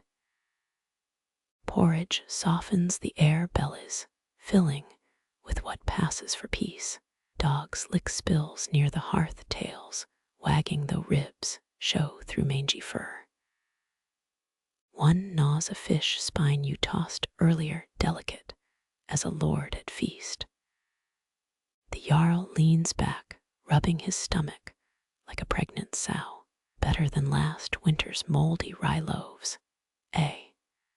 His grin fades as he adds, Finn's boy wasted trying to steal those. Eirik's spoon stills, broth dripping onto his leggings. That boy had his sister's eyes, a truth no one speaks aloud. Through the smoke, you spot the borrowed Seax at your belt. Its hilt feels warmer than the hearthstone's now, oath-bound metal, remembering hungry winters. You dab the last honeyed dribble onto its leather sheath, a wasteful offering to whatever gods watch over fools and full bellies. Jarl Harald belches, a sound that shakes soot from the rafters. Only 4 moons till sowing season, he mutters, palms still open, still empty, still demanding. You rise slowly, bowl held like a votive cup. The walk to the washing trough feels longer than the journey here, every eye measuring your uneaten crust. You let the scraps fall, dogs scrambling like warriors over a dropped sword. Soft, spits someone near the fish barrels, maybe Eirik, maybe the wind. The Jarl's upturned hands finally close, fists resting on the table like sealed coffins. Sleep warm, he growls, not kindly, not unkindly, just a command from a man who'll burn his own hall before showing weakness.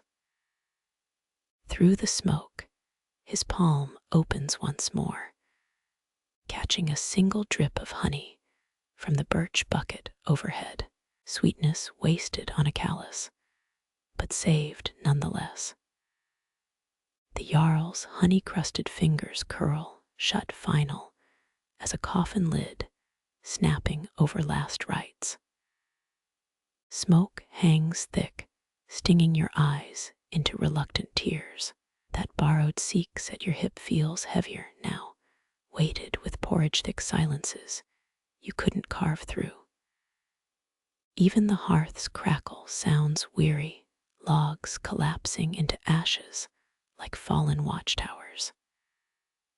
Then the door bursts open, 2 figures stumble through, snow sloughing off their furs in steaming clumps.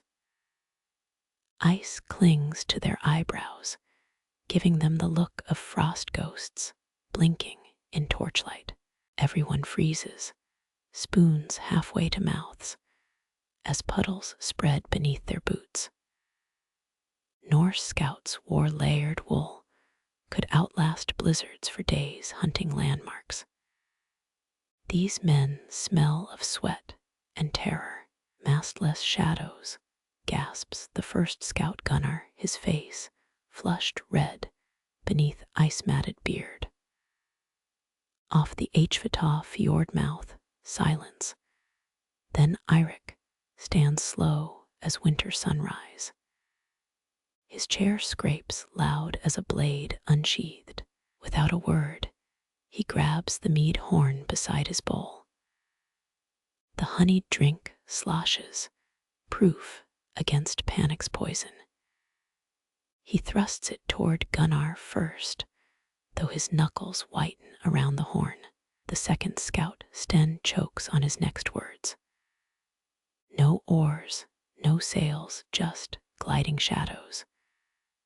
Viking ships relied on pine masts, flexible enough to bend in gales. Mastless meant unnatural, meant curse work. Jarl Harald doesn't rise. His thumbs press hard into the table's whorled grain, a captain steadying on storm-slick decks. Drink, he commands Gunnar. Then speak clear.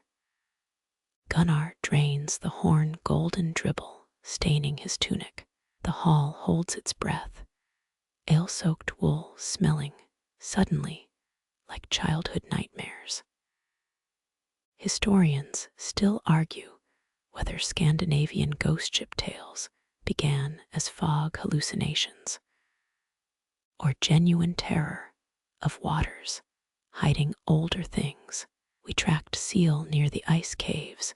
Gunnar's voice quivers like a plucked bowstring. Heard singing. No human tongue.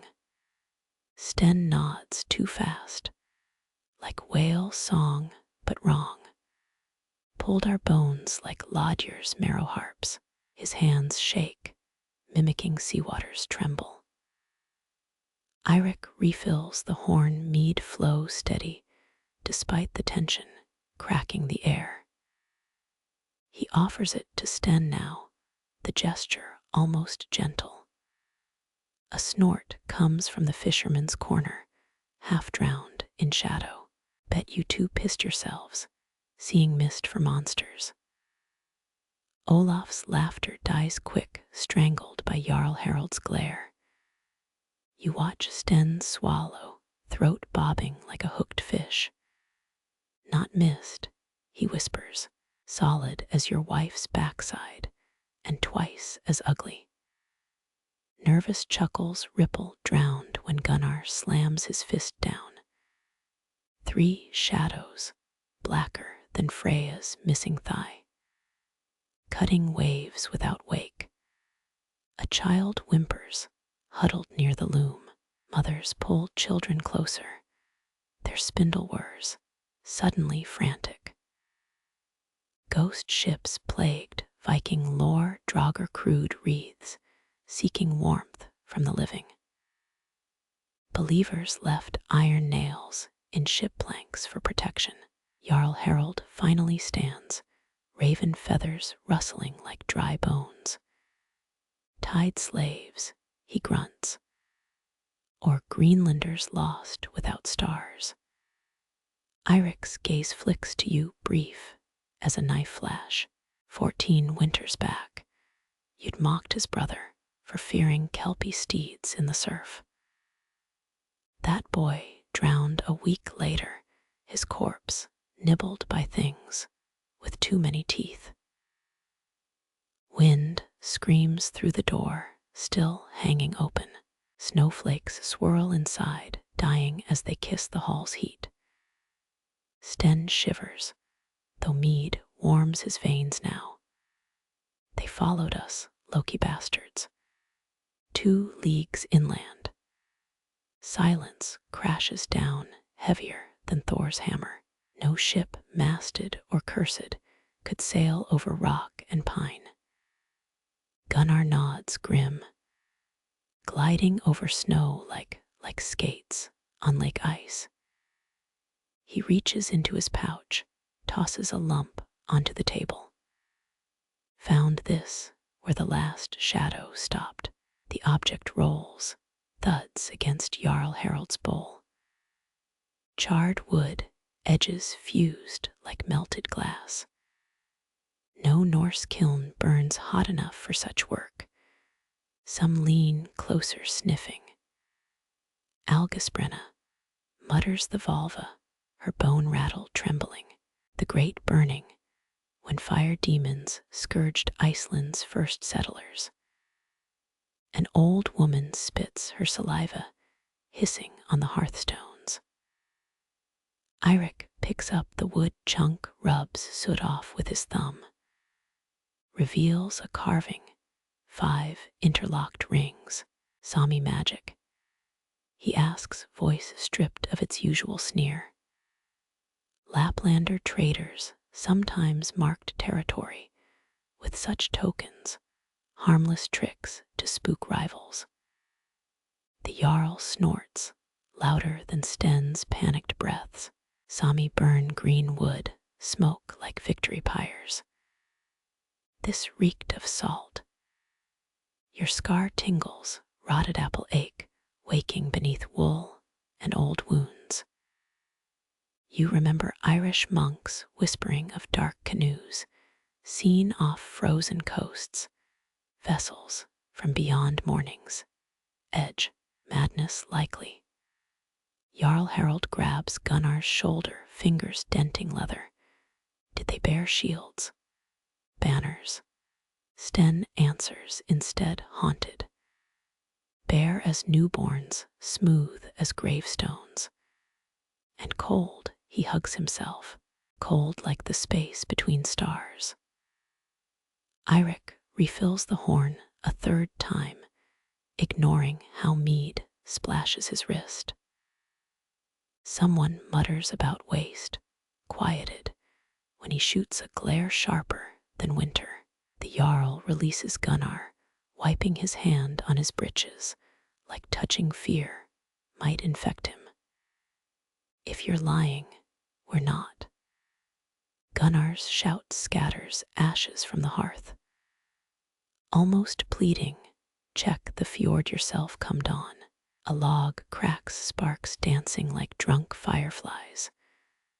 The Jarl watches them die, each ember a tiny funeral. Dawn's too late, whispers the Volva, eyes milky with foresight. They swim upstream, hungry for hearthlight. Eirik barks sudden laughter, harsh as sea lion coughs. Then let's feed them. He kicks the fish barrel, herring spilling across rushes. Stoke the fire, break out the rancid butter. Welcome our icy guests properly. Jarl Harald doesn't smile.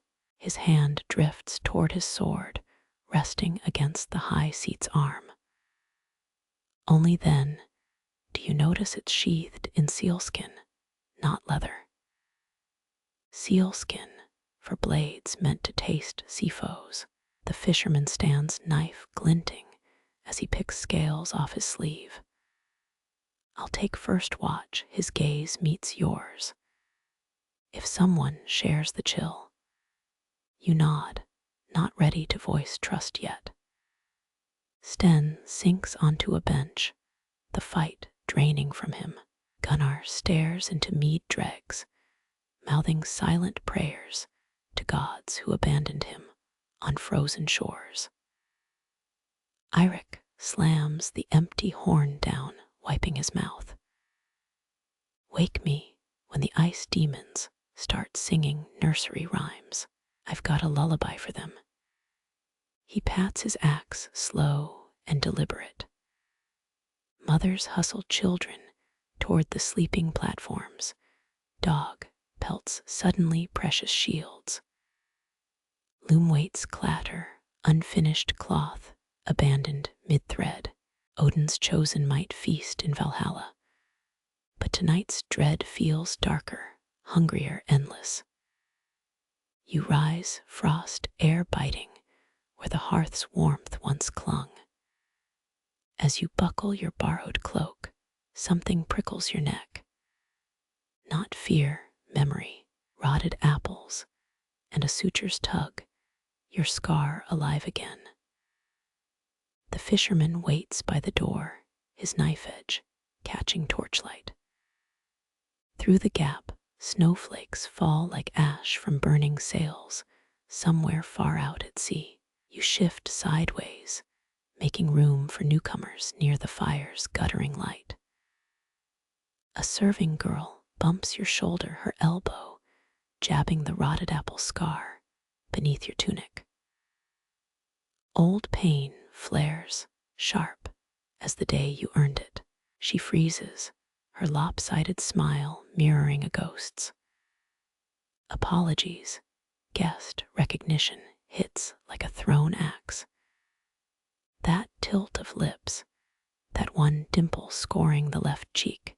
Her mother stitched your side 14 summers back, after a Saxon blade opened you hip to rib. Historians confirm Vikings used rancid butter in wound poultices. The stench masked festering flesh. You still smell that rosemary-choked grease clinging to her fingertip stitches. The girl retreats, wooden bowl clutched like a shield. You grip the table edge, scar burning through layers of wool and memory. Across the longhouse, Eirik watches, his knuckles whiten around his axe haft. A log splits, spitting sparks onto the earthen floor.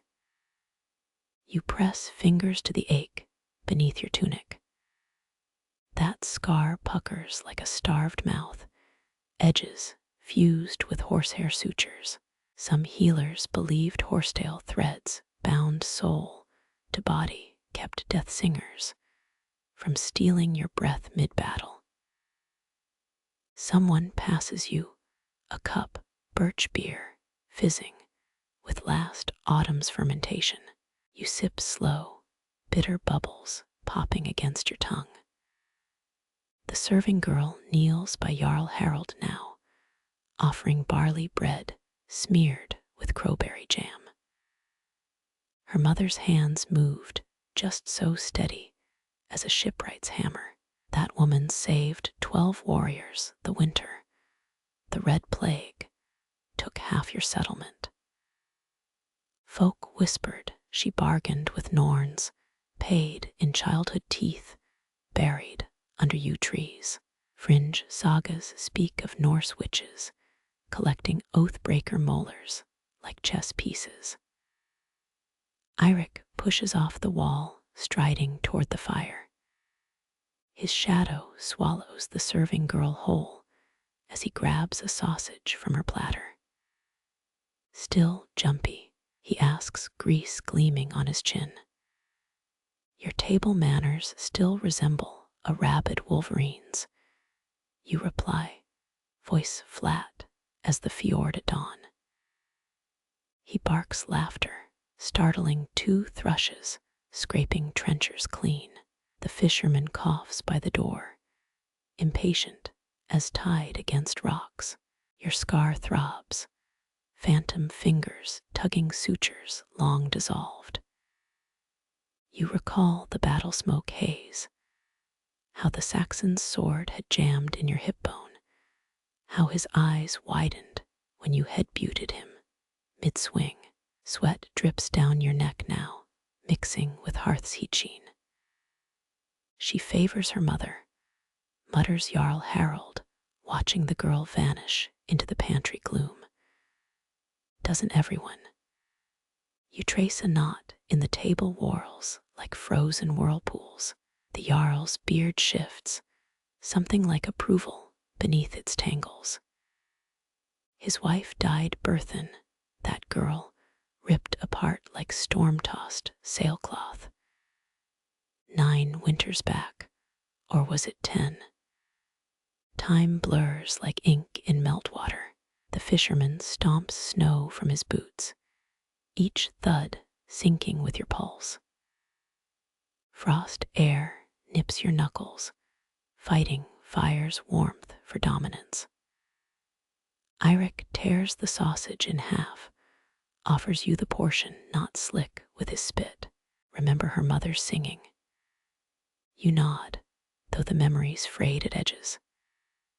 The healer hummed while sewing your guts back inside, a lullaby about swans drowning in mead vats.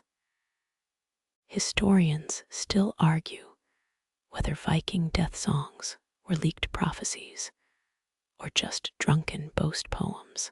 Eirik gnaws his sausage, careful as a wolf, avoiding sinew. Storm wind shrieks through the smoke hole, dragging ash motes into dizzy spirals. The serving girl reappears, a peat brick clutched to her chest. Her gaze flicks to your hip, where the scar burns beneath layers. Did her mother describe your wounds? Sketch your anatomy in chalk on some longhouse wall. You stand abrupt, bench scraping like a blade unsheathed. The fisherman nods, ready to brave the freeze's knife edge. Out there, ice things might glide toward warmth, toward hearth glow and fragile truces. Eirik's fingers brush your forearm brief as a moth's wing beat. Tell her he stops, paling like milk, dropped in a stream. The fisherman hesitates, door half open to night's gnashing teeth. Her mother's voice, you murmur, stalling despite your vow to move, sounded like rusted hinges. Eirik finishes too loud. Forced laughter shakes his shoulders, but his eyes hold something brittle. The serving girl flinches, almost dropping the peat. She knew, of course, she knew stories of the fool who got skewered trying to rescue a stray dog mid-raid. Jarl Harald spits into the fire, hissing droplets swallowed by flame. Go before ice spawn, outpace pissing contests. You stride toward the threshold, borrowed cloak scratching your neck. The serving girl bumps you again, on purpose this time. Warm bread presses into your palm, hidden between wool folds. Her lopsided smile flickers, a farewell, a warning. Outside waits the knife-edged dark, the fisherman's silhouette already haloed in snowfall. Your scar pulses approval as cold slaps your cheeks. Pain feels honest, reliable, a compass leading back to warmth. The girl's silhouette pauses in the doorway, her mother's stubborn stance etched against fire glow. And fear, thick as ship tar. You crunch toward the tree line, snow devouring each step like a hungry thing. The vulva blocks your path, bone rattle whispering in her left fist. Her braids tremble with ice melt old woman fingers, red-knuckled from winter's spite. Fog ghosts her wheezed words. Birch wept this brew gut wounds, shivered closed under moonwatch. She presses a tiny cup against your palm, wood so cold it sticks to skin. Birch sap gleams inside, thin as jonquil tears. Norse folk tapped spring trees for this, a tonic promising strength after frost's chokehold. Some claimed it purged soul sickness better than leeches or prayer. You sniff, the scent bites through battle-thick air, a green blade slicing rotten bread. Tastes like tree piss flavored with desperation, mutters Eirik, shadows pooling under his eyes. The Volva shoves a second cup at his chest, laughter rattling like pebbles in a dried gourd. Men once traded amber chunks for this magic. Or did they steal it straight from forest spirits? Fringe sagas whisper of sap trapping woodland ghosts, mid-song their voices bubbling inside every sip. You hold yours to the firelight, liquid glows like dragonfly wings. Eirik's thumb traces his cup's rim, gnarled as a tree root. Scholars still argue whether Vikings blessed sap drinking with rune chants, or just guzzled it like ale. His gaze locks onto yours, a challenge coiled in muscle memory. 10 years ago, almost to the day, you'd clinked stolen mead horns before raiding that Irish coastal fort. Liquid spilled then too, staining sand crimson before battle cries tore dawn apart. The cup touches your lips, cold stings deeper than sea ice. Tartness floods your tongue, sour needles pricking memory's map. You force yourself to swallow, body bracing like a ship hitting reef. Eirik hesitates, arm trembling mid-lift. His beard hides trembling lips, but you spot the vein throbbing near his temple. Blood feud rules scream inside your skull, echoes of his brother's axe biting your shield edge. Tonight's hearth warmth feels flimsy as a moth's wing. The Volva slaps Eirik's back, bone rattle clattering to the floor. He jerks forward, cup smashing against yours. Birch sap sloshes over fingers, startlingly cold against the Longhouse heat. Historians confirm spilled liquids held omen weight, salt water for sorrow, milk for peace, this tree blood for what? He grips your forearm, calluses scraping wolf-bite scars. Saw your hand, shaking. Wind's blade cuts deep tonight. You counter, pulling free to lick spilled sap from your wrist. His chuckle scrapes raw, like rusted hinges in a tomb's door. You both watch the Volva retrieve her bone rattle, dust motes swirling where it fell. Some wounds can't drink themselves whole. She croons, wiping the sacred tool on her apron. Ask Lincoln. That doctor's dog licked his stab shut. Your spine stiffens. King Henry's hounds supposedly healed nobles through saliva, medieval tales, muddling fact, and foxglove hallucinations. Eirik snorts, disbelief warring with northern superstition. Beneath the hearth roar, something unspools between you. The sap's chill spreads through your chest, clean as a glacier-carved stream. Eirik swipes his wet hand across his tunic, streaking grime like war paint gone slack. His knuckles brush yours, accidental or offered. Neither moves. Across the room, Jarl Harald slurps, sap straight from the Volva's ladle. His throat bobs, Adam's apple dancing like a hanged man's jig. He catches your stare belches like a drunk walrus, then stomps toward the privy trench. He trusts poison's kiss less than my blade, Eirik murmurs, half to himself. Wasn't his brother you buried? Eirik flinches, cup tilting in palsied fingers. Birch dribbles onto rice straw floor, vanishing between stalks. A thrush's child scrambles to lick it, eventually wriggling away disappointed. The vulva circles you, muttering Galder chants under frost-bleached breath. She trailed you at the Yule thing last year, offering charms against lung rot and betrayal's itch. Her gaze flicks to Eirik's scarred cheek, where your Seax bit through flesh seasons ago. Frost giants spit on forgiveness. She hisses suddenly, spittle gleaming on chapped lips. But lightning loves old wounds split fresh. Eirik's cup drops, rolls toward firelight like a fleeing rodent. He doesn't chase it.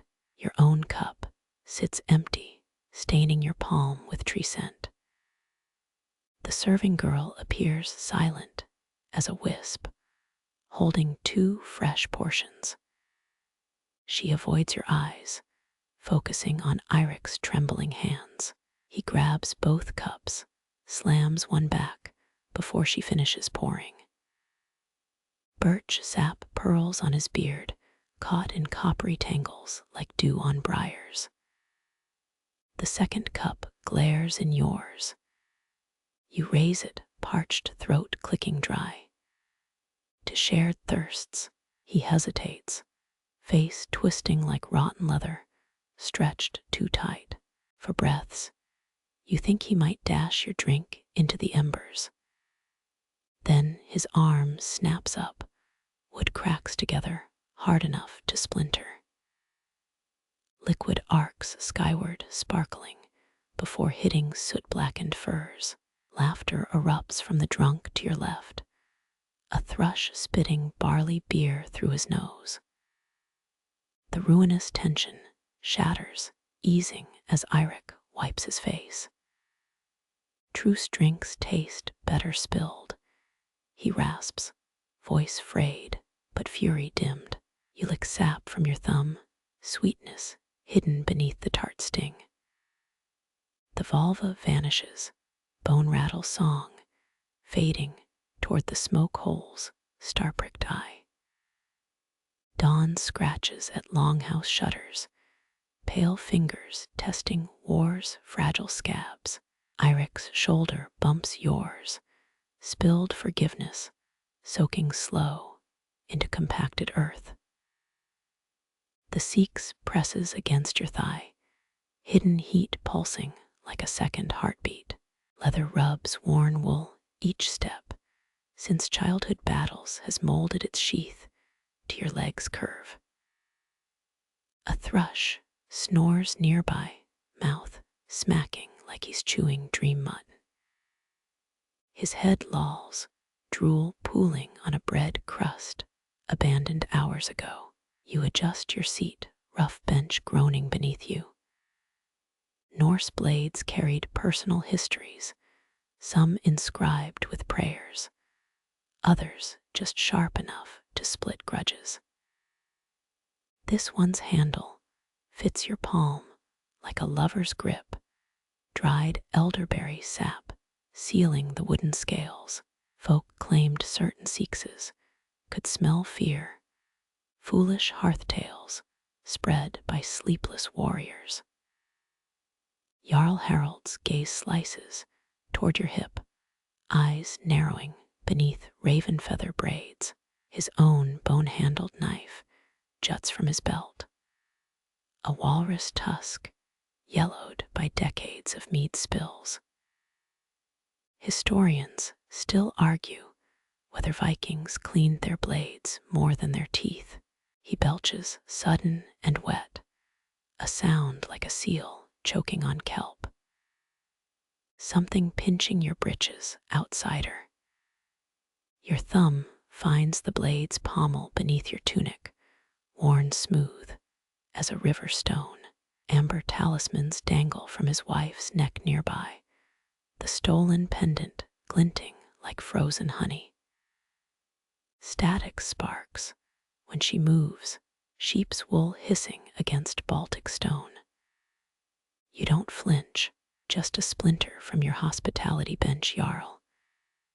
His laugh booms, startling a dog, gnawing a cod's spine near the fire.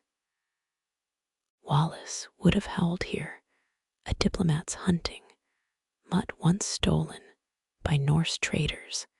His howls became a skald's tune in 3 sagas. The dog scrambles away, fish bones clattering like a skeleton's applause. Eirik leans forward, elbows resting on scarred knees. His copper beard glints in dying firelight, facing you like a mirror smeared with soot. His own blade's edge winks from his boot top, the twin to one, buried in his brother's ribs, 14 winters past. A trast, Jarl Harald slaps his gut. Even my gut thinks you're twitchy. Smoke swirls between you, hiding the tightening of your jaw.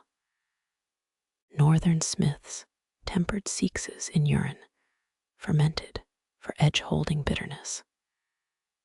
Your thigh feels suddenly slick, despite the cold sheath leather, softened by decades of trapped body heat. The Jarl sniffs, thick as a bear scenting carcasses. Seen that hip twitch before, Skeggi carried his grandmother's dagger same way, till ice flows swallowed him whole, debts unpaid. Eirik's boot scrapes straw deliberate as a whetstone on steel. You recall the Baltic pendant's chain, thin as a promise, snapped during your mother's pyre. His eyes flick to the Jarl's wife, now stirring a pot of gluey porridge, amber swaying near the steam. Skeggi owed me 3 hens, and his firstborn's toenail clippings. Yes, you fetish-riddled the Jarl's rant dissolves into phlegmy coughs. A thrush slapping his back with hearty thwacks, porcelain cups, sweat near the hearth, condensation rolling down curved sides. Moisture brings iron rust, warriors hide blades in fleece, when snow melt season bleeds into spring. Your fingers tighten nails biting your palm through worn leather. Beneath your tunic, the Seax's edge knows 2 truths. It's killed kin. It fits perfectly in a waiting scabbard. Eirik's stare holds you steady as a ship's mast in slack winds. His lips move soundless words shaped around old wounds and older alliances. The dog returns, fish spine clamped proudly in its jaws, dropping it at the Jarl's feet like tribute. You ease your grip, exhaling with the slow precision of a blacksmith's bellows. Stories claim Odin's spear never warmed, staying cold as betrayal, even in bloodiest battle. Sweat beads beneath your clothes anyway. The Jarl finally stops coughing, wiping spittle on a thrush's offered sleeve. He eyes your hip again, grinning with 3 teeth blackened by rot. Seax's got more sense than its owner staying sheathed tonight. Thunder rattles the longhouse roof, a late snowstorm battering smoke hole covers. Mothers hush whimpering children with tales of Thors, goats arguing overhead, his chariot wheels chewing clouds. Your blade feels heavier, pulse throbbing where leather meets skin. The thrush yawns, dropping a log onto coals with a spark shower. Embers swirl upward, brief fireflies against soot-stained rafters. One lands on the dog's nose, snorted away with indignant sneezes. Laughter trickles through exhaustion, a weary truce between old enemies. You catch Eirik's faint nod, chin dipping once toward Jarl Harald's back. His boot blade's hilt, you notice, bears fresh scratches, cross-hatched yesterday or last winter. Who tracks time when grudges season like meat? Wool prickles your thigh, the Seax's leather warmed by hours of stillness. Dawn's gray fingers creep beneath the door, frost fingering the hem of your stolen cloak. Jarl Harald belches again, a farewell salute, before collapsing onto his flea-ridden bedding. The hearth exhales its final breath, ashes swirling in weak light. Your blade stays hidden, but its weight writes promises on your skin worn smooth as olden vows. The loom weights clatter like bored teeth, wooden rectangles knocking against each other in rhythm. Women huddle near the hearth's last embers, fingers darting through warp threads gray as unwashed hair. One pauses, rubbing purple-stained knuckles against her apron. That indigo came from farther south than you've ever sailed. A vat-dyed luxury, traded ounce for ounce with silver. Historians tally Viking weights and measures, but who weighed the dyer's cough after years of urine fermenting vats? You pick cinnamon and sheep fat as mordants, folk tricks rarely carved into runestones. A younger weaver holds up a swatch, your clan's midnight blue shimmering despite the gloom. Her smile tilts left, a scar tugging her lip into permanent skepticism. Took 6 dunkings to fix the color, nearly drained our lye stash. She snaps the fabric taut, a sound like wet sails catching wind. Weaving wasn't just housework, whole fortunes hung on warp tension. Sagas whisper of wives, unraveling tapestries to curse enemies, each pulled thread, a snapped bone in some distant hall. Her shuttle flies again, a wooden fish through flaxen rivers. The indigo girl hums, a tune that lives in your marrow. Same lullaby your sister crooned, tending bruised knees, 2 summers before fever stole her voice. Spindle whorls spin across dirt floors, children chasing them like glossy beetles. One clatters near Eirik's boot, his toe flicks it back, without looking, still staring into the mead crusting his cup. Historians still argue whether men ever touched looms, or if fathers only knew finished cloaks, not the 1,000 knots behind them. Someone snorts. Pretty color for ugly times. The Jarl's wife crouches nearby, her stolen amber pendant swinging over a basket of greasy fleece.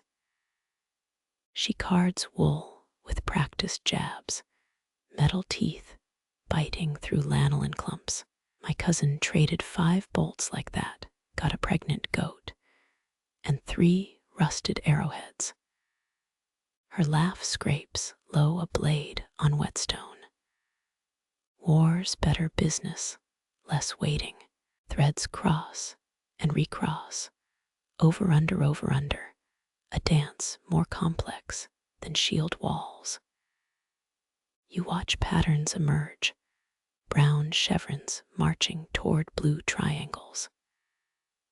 Tactics hide in plain sight, advancing lines, flanking maneuvers, the same geometry they'll use carving your homeland next spring. The weaver catches your stare, tapping a zigzag stripe. Wave pattern calms shipsickness, or so grandmother swore.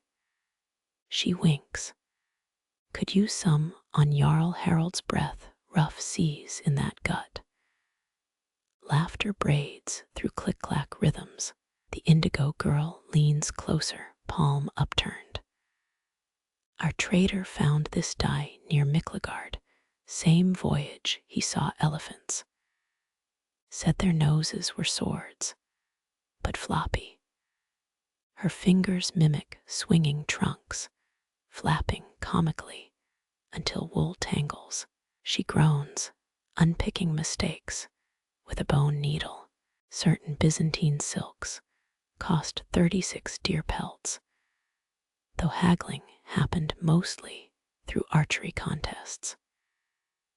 You spy a rune scratched near the loom's beam, protection symbol, or price tally. Archaeologists would fist fight over the meaning tomorrow. Eirik's knuckles whiten around his cup. His gaze sticks to the indigo, a color his coastal village can't produce. Thin streams their leaching brown dyes from crushed muscles. He mutters, almost too soft to catch. My daughter begged for a blue sash last harvest. His wife's grave mound lies drowned under saltgrass. Now, no silk left to trade. The Jarl's wife stops carding, pulling something from her basket. She tosses a crumpled scrap to Eirik, navy threads dull with age. Found this in Bjorn's sea chest after the worms ate him. Fool lines squint around her eyes.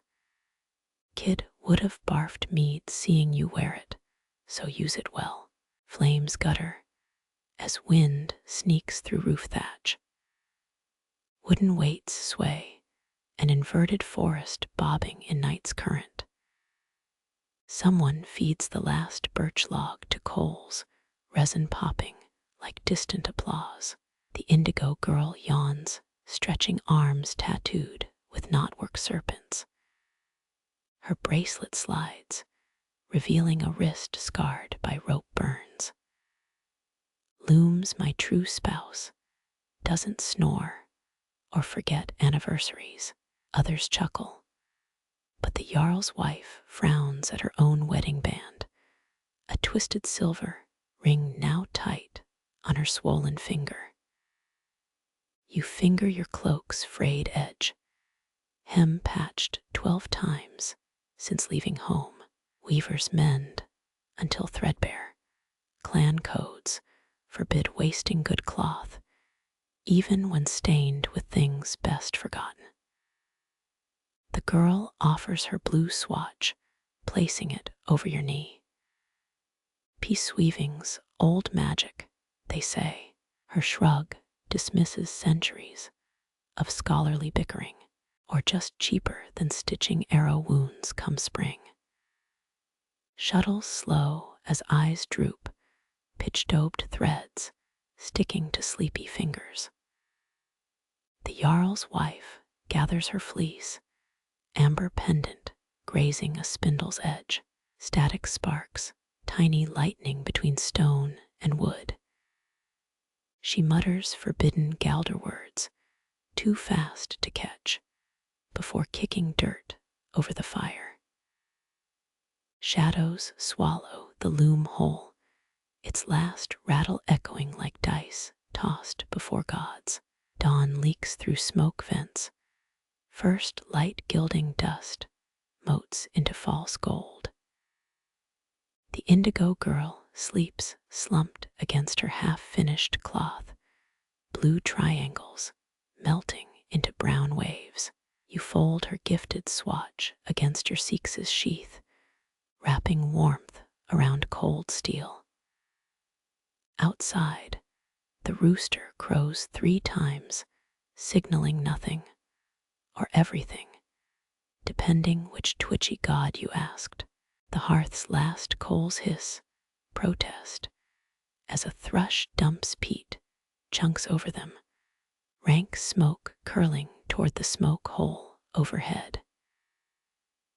Mornings bleed you dry, stiff limbs crackling like old parchment. Someone drags a ladle through congealed porridge, the scrape echoing through hollow bellies. Salt crusts your lips from last night's fish, each flake dissolving slow as glacier melt. Historians love debating Viking breakfasts, forgetting most dawn meals tasted of weariness and leftovers.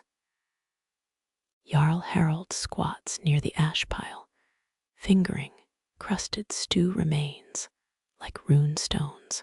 His hair tangles with herring dangling from rafters, silver scales brushing his brow like frozen tears. Proper stockfish needed 6 months drying.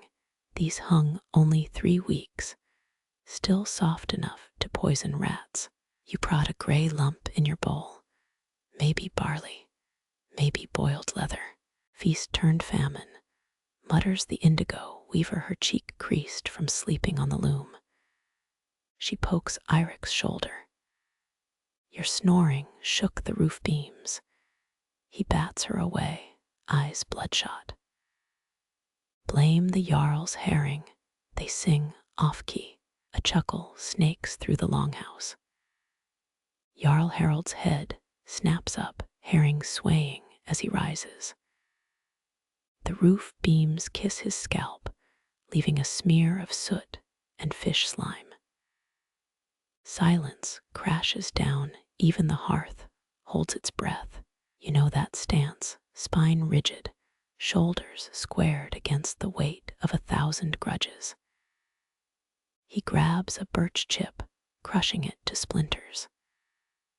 Tonight's crumbs, his voice grinds like a keel dragging ashore. A herring scale glitters on his temple, a misplaced tear. Matter more than yesterday's feast. Historians still argue whether truces happened over ale or blood, but porridge crumbs dot his beard like tiny witnesses. His gaze spears Eirik, past the salt cellar. A hollowed ram's horn, crusted white, sits halfway between them. Folk whisper salt held binding power, sprinkled on vows, made it clump harming liars. Eirik's finger twitches. 14 winters back your blade found his brother's ribs. After that horn tipped, spilling precious salt across a stolen hoard. Jarl Harald kicks a stool aside, its legs screeching against packed earth. Not the spear. Wind winds through the smoke hole, twisting gray tendrils into spirals. Some say smoke carried oaths straight to Odin's throne, dodging middleman gods. Eirik grips the salt horn, knuckles pale as winter sun. His thumb traces old carvings, maybe tally marks, maybe curses. He slides it toward you instead of herald grain scattering like shattered ice. A child gasps, scrambling to lick salt from dirt. Harold's roar shakes dust from the rafters. The indigo girl snorts. Gods above, such drama over breakfast grit. She tosses a pouch at Harald, scraps of indigo cloth bulging. Weave your own pretty speeches. I'm fixing dyes. The tension snaps like overstrung bowstrings. Someone laughs, more wheeze than mirth. Harald stares at the cloth. Navy threads his wife couldn't pilfer from your mother's grave. His beard twitches, half smile, half grimace. He scoops a pinch of spilt salt, flicking it into the fire. Blue flames leap, a chemical trick involving copper scraps, seen in coastal rituals for sealing pacts. Eirik nudges nudges the salt cellar your way, horns tip, aimed like a blade. His voice rasps, cold gruel roughness scoring each word. Pass it properly, or don't pretend. Medicinal grit herring scales, if ground fine, could clot wounds better than yarrow poultices. You cradle the horn, its ridges biting your palm, and extend it to Harald. He doesn't take it. Porridge drips from his spoon back into the pot each plop, measuring this fragile piece. Keep the salt. His palm slaps the table, vibrating empty cups. And the damn spear too. Frost-edged light slants through the smoke hole, having Harald's face, light side stern, shadowed side slack with exhaustion.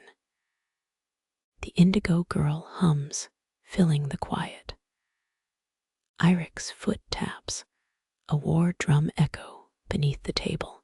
You press the salt horn into Harald's grease-stained palm, warm resin thick between your fingers.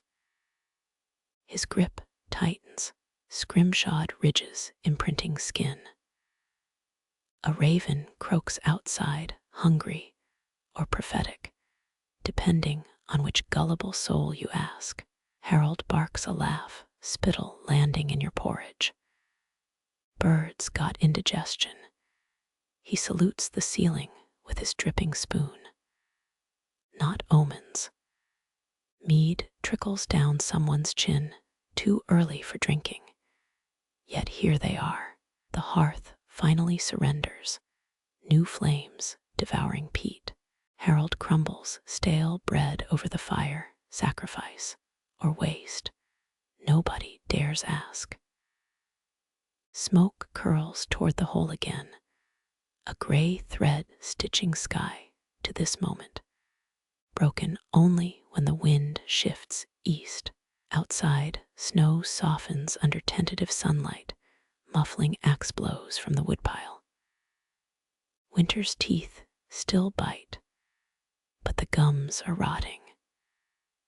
The Jarl's wife sweeps salt into her apron pocket, her stolen amber pendant winking. For preserving onions, she shrugs, eyeing Harald like yesterday's bad fish. Or promises. The Longhouse exhales, shoulders slumping, jaws unsticking. Harald sprawls back onto his stool, herring swaying above like bony pendulums. His finger traces a scar on the table, a battle mark, or clumsy knife work. Only the wood remembers. You pocket a pinch of road salt from the horn insurance against false vows. Eirik watches, boot tapping that same broken rhythm, perhaps a dirge, perhaps a countdown. The indigo girl unpicks a flawed thread, whistling through the quiet. Dawn stretches older shadows, retreating to corners like whipped hounds. Jarl Harald licks salt from his thumb, eyes shut. A choice folds itself inside that silence, as small and sharp as fishhooks. The boy's goat knuckles clatter across the packed earth, each bony click sharper than a blacksmith's hammer. Tiny ankle bones, yellowed with age and marrow stains, skitter past your frost-numbed boots. Laughter erupts from a cluster of children, high and bright as spring meltwater. Then a warrior's chuckle rumbles beneath it, deep enough to shake dust from the rafters. You crouch, fingers brushing a knuckle carved with zigzag grooves, a mock serpent squirming in your palm. Viking children treasured these ancient dice. Archaeologists find them buried with toys in grave sites across Norway. The boy grins, 3 front teeth missing from a tussle with a runaway pig last autumn. He flicks another bone, toward Eirik, striking the man's axe-scarred boot. Folk whisper this game trained future raiders, counting loot by knuckle patterns. Eirik's calloused hand twitches, years of sword grip trembling over a child's toy. His eyes fix on the carved serpent, same design his brother once scratched into a mead horn. You remember that horn salt spilled from it 14 winters back. Only 3 of you returned from that misjudged raid. Historians still argue whether these games held spiritual weight or just kept kids from burning down longhouses. The boy scoops up 5 knuckles, tossing them like rune stones. They land in a near circle, a lucky throw called Odin's Eye. Warriors lean closer, beards brushing each other's shoulders. Jarl Harald's grunt sounds suspiciously like a snort laugh. You flick your knuckle back, aiming for the center. But a scarred hand intercepts it midair, Eirik's thumb pressing the serpent into his palm as if it might bite. Silence ripples outward, laughter dying like embers doused with snowmelt. Someone coughs, a herringbone caught mid-throat. Eirik rolls the knuckle between his fingers, slow as whetstone on blade's edge. His gaze lifts, not to you, but to the Jarl's salt horn, still crusted on the table. That horn witnessed his brother's last laugh, salt grains clinging to bloodied furs. Then Eirik hurls the knuckle downward, spinning it like a drunkard's top. It wobbles, careens toward Jarl Harald, and taps his boot with a timid clack. A child giggles, instantly smothered by her mother's apron. Harald stares at the bone, his face unreadable as a frozen fjord. 12 generations of ancestors scowl from carved roof posts, waiting for fury. Instead, he plucks the knuckle up, squinting at its serpentine scratches. Hugin's mark. His voice grates like an unoiled hinge. Bad luck, unless you're throwing against a fool. He flicks it at your chest, striking the same breastbone his nephew's blade failed to pierce 7 winters back. The knuckle bounces, landing between you and Eirik, a painted eye staring upward. 24 breaths hitch. Jarl's wife mutters charms into her amber pendant, the stolen one matching your mother's grave gift. Then Eirik thumps down cross-legged beard, dragging in the dirt.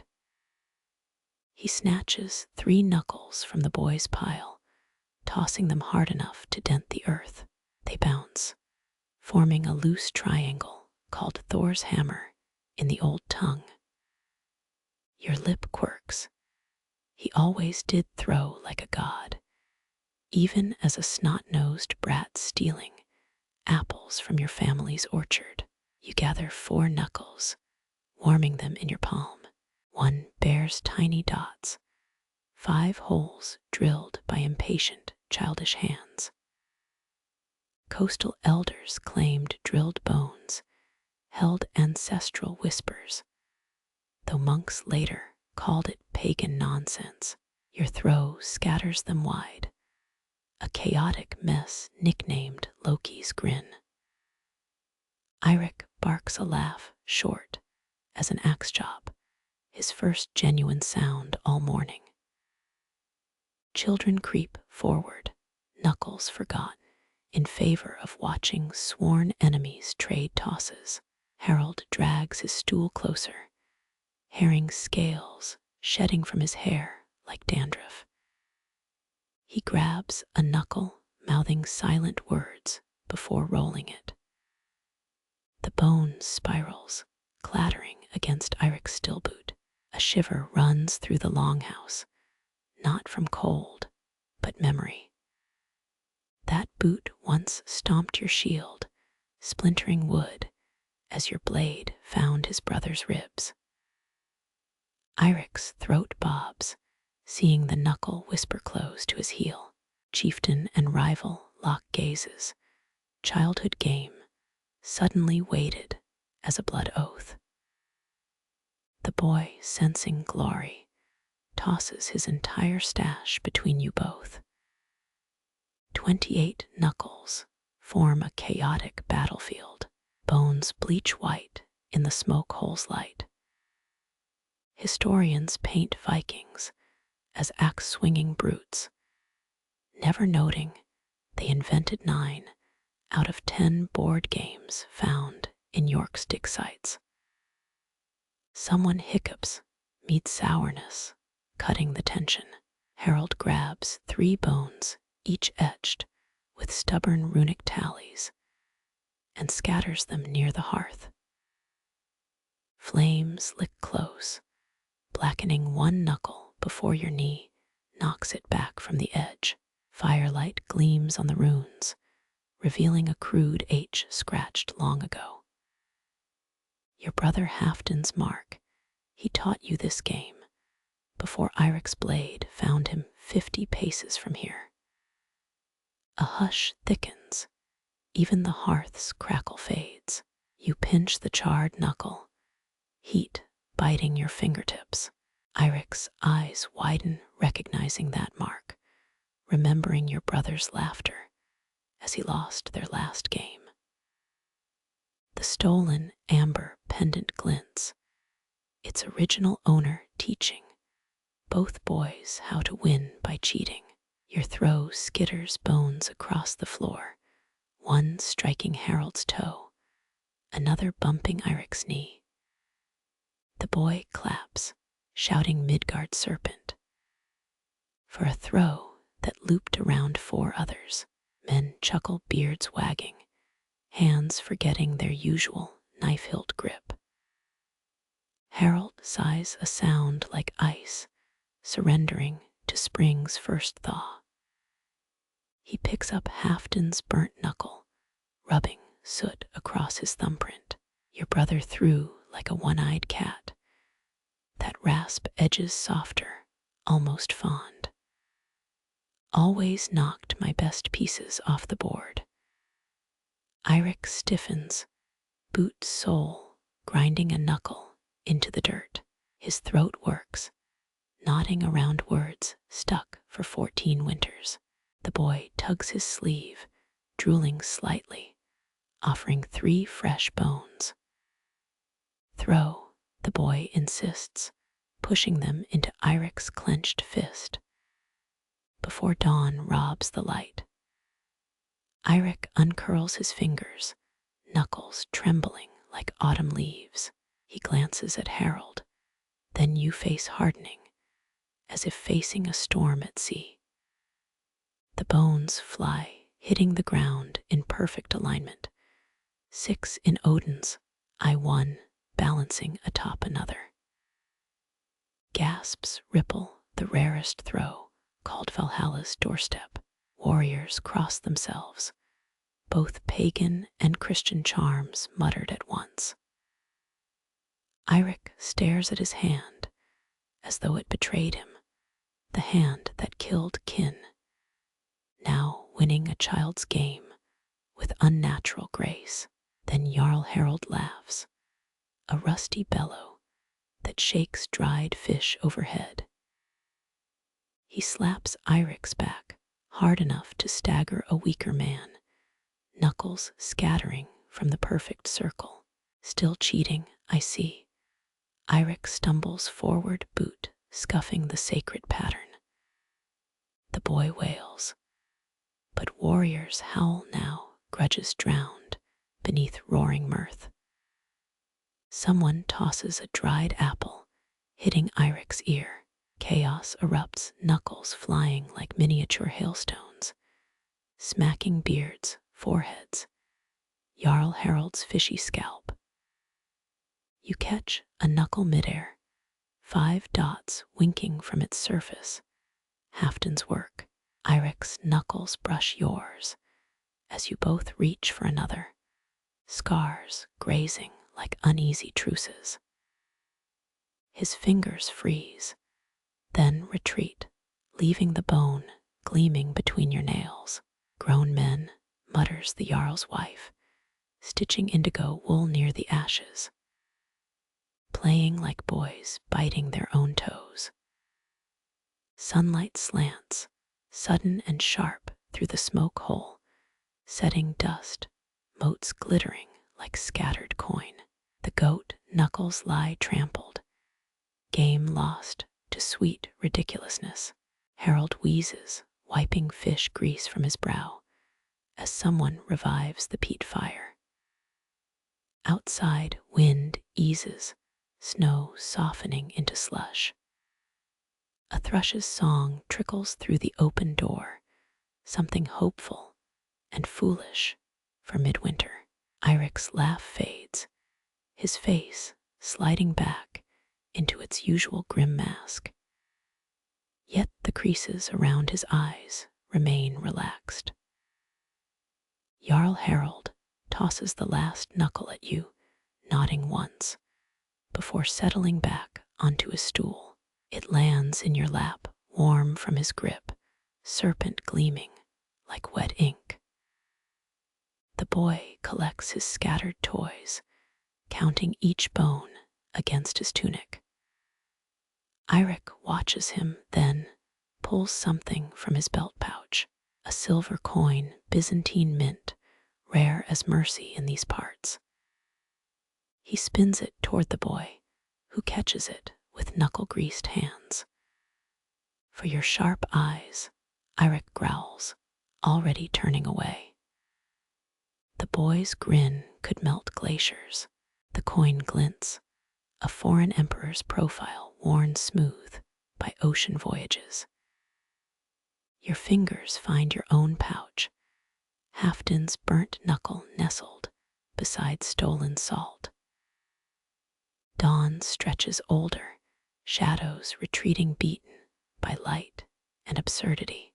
Men return to wedding blades, or pretending to humming tunes, suddenly lacking bloodthirsty lyrics.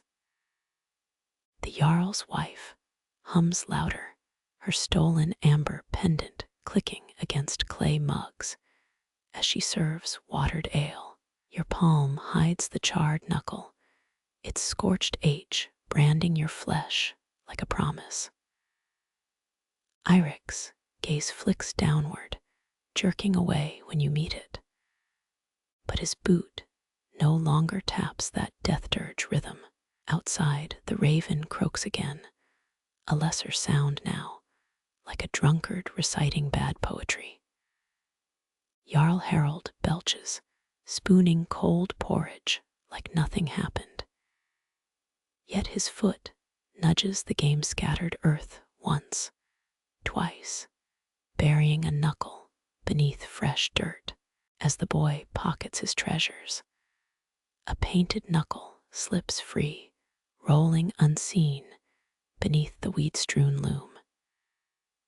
It hides among indigo threads, waiting, perhaps, for another truce worth a child's laughter. The hunter bursts in, shoulders caked with snow like powdered bone, bringing a gust of wind sharp enough to slice bread. His breath hangs frozen, cloud puffs shattering against the warmth as the door slams. Raven feathers dangle from his hood, stolen from Jarl Harald's sacred birds. But no one scolds him this time. Thicker ice westward, his voice cracks like riverine frost in twilight. But the east channels, hair-thin today, snowmelt drips from his furs, pooling into the shape of a crooked axe head near the hearth. Jarl Harald leans forward, elbows denting porridge crust on the table. He traces the snow puddle's edge, gauging its message, as if reading runes. Vikings monitored ice thickness daily, life, depending on knowing when to raid or retreat. Your own toes throb, recalling the crunch of weak ice underfoot 7 winters back. How your cousin vanished mid-prophecy about the thinness. Eirik stands rigid near the blood-stained doorpost, where his brother once crowed about spring raids. His knuckles whiten around a mug, eyes locked on the hunter's dripping hood. The hunter hesitates, biting chapped lips, glance sliding toward Eirik like an iced-over secret. 10 men drowned last thaw. The hunter's voice drops, fumbling for gentleness, like a warrior cradling a babe. Same stretch, where well, he shrugs, but his boot nudges a gray feather toward Eirik, slow as an oar through sludge.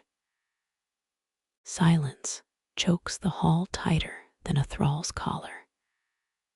Some say ravens predict ice stability, pecking at frost to test its strength. Eirik's son Tomas perished on that river, chasing a runaway sled dog across deceptive whiteness. Historians still argue whether Viking fishing holes weakened their own trade routes each spring. The Jarl's wife drags her soup ladle screeching iron against cauldron's edge. Pass more salt, she orders, too loud, amulets rattling like teeth in a skull. Someone obeys, hands trembling, spilling crystals onto the hunter's melted snow axe. Eirik exhales, breath fogging the air between you both. His boot crushes the gray feather, grinding it into the dirt with a twist. You remember Tomas, 8 winters old, smearing honey on his lips to lure foxes for their fur. The boy had Eirik's scowl, but your sisters laugh, high and bright as shattered crystal. Harald rises, cloak swirling stale smoke around his legs. He towers over the hunter, a glacier facing a sapling. Check again at moonrise. His palm slams the table bowls, dancing like startled hares.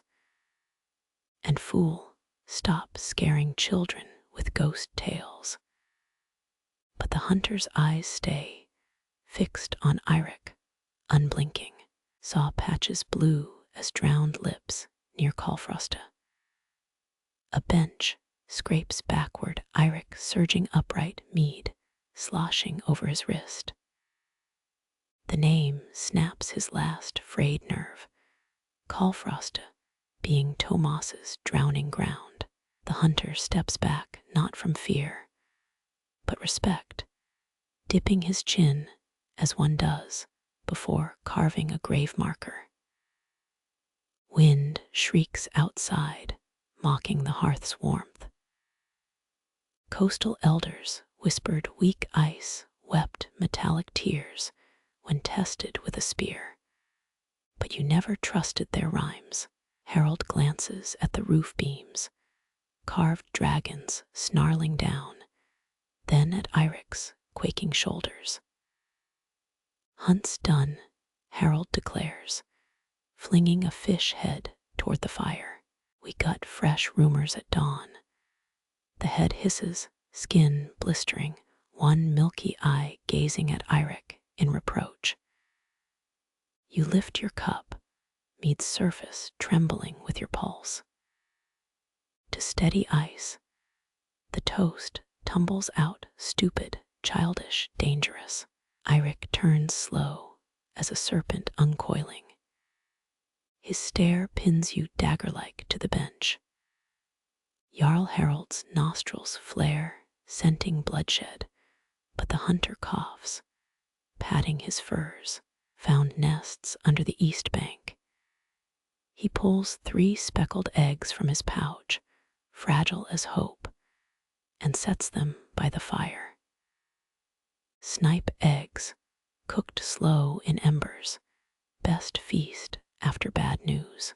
Harald grunts, snatching an egg, rolling it between calloused palms.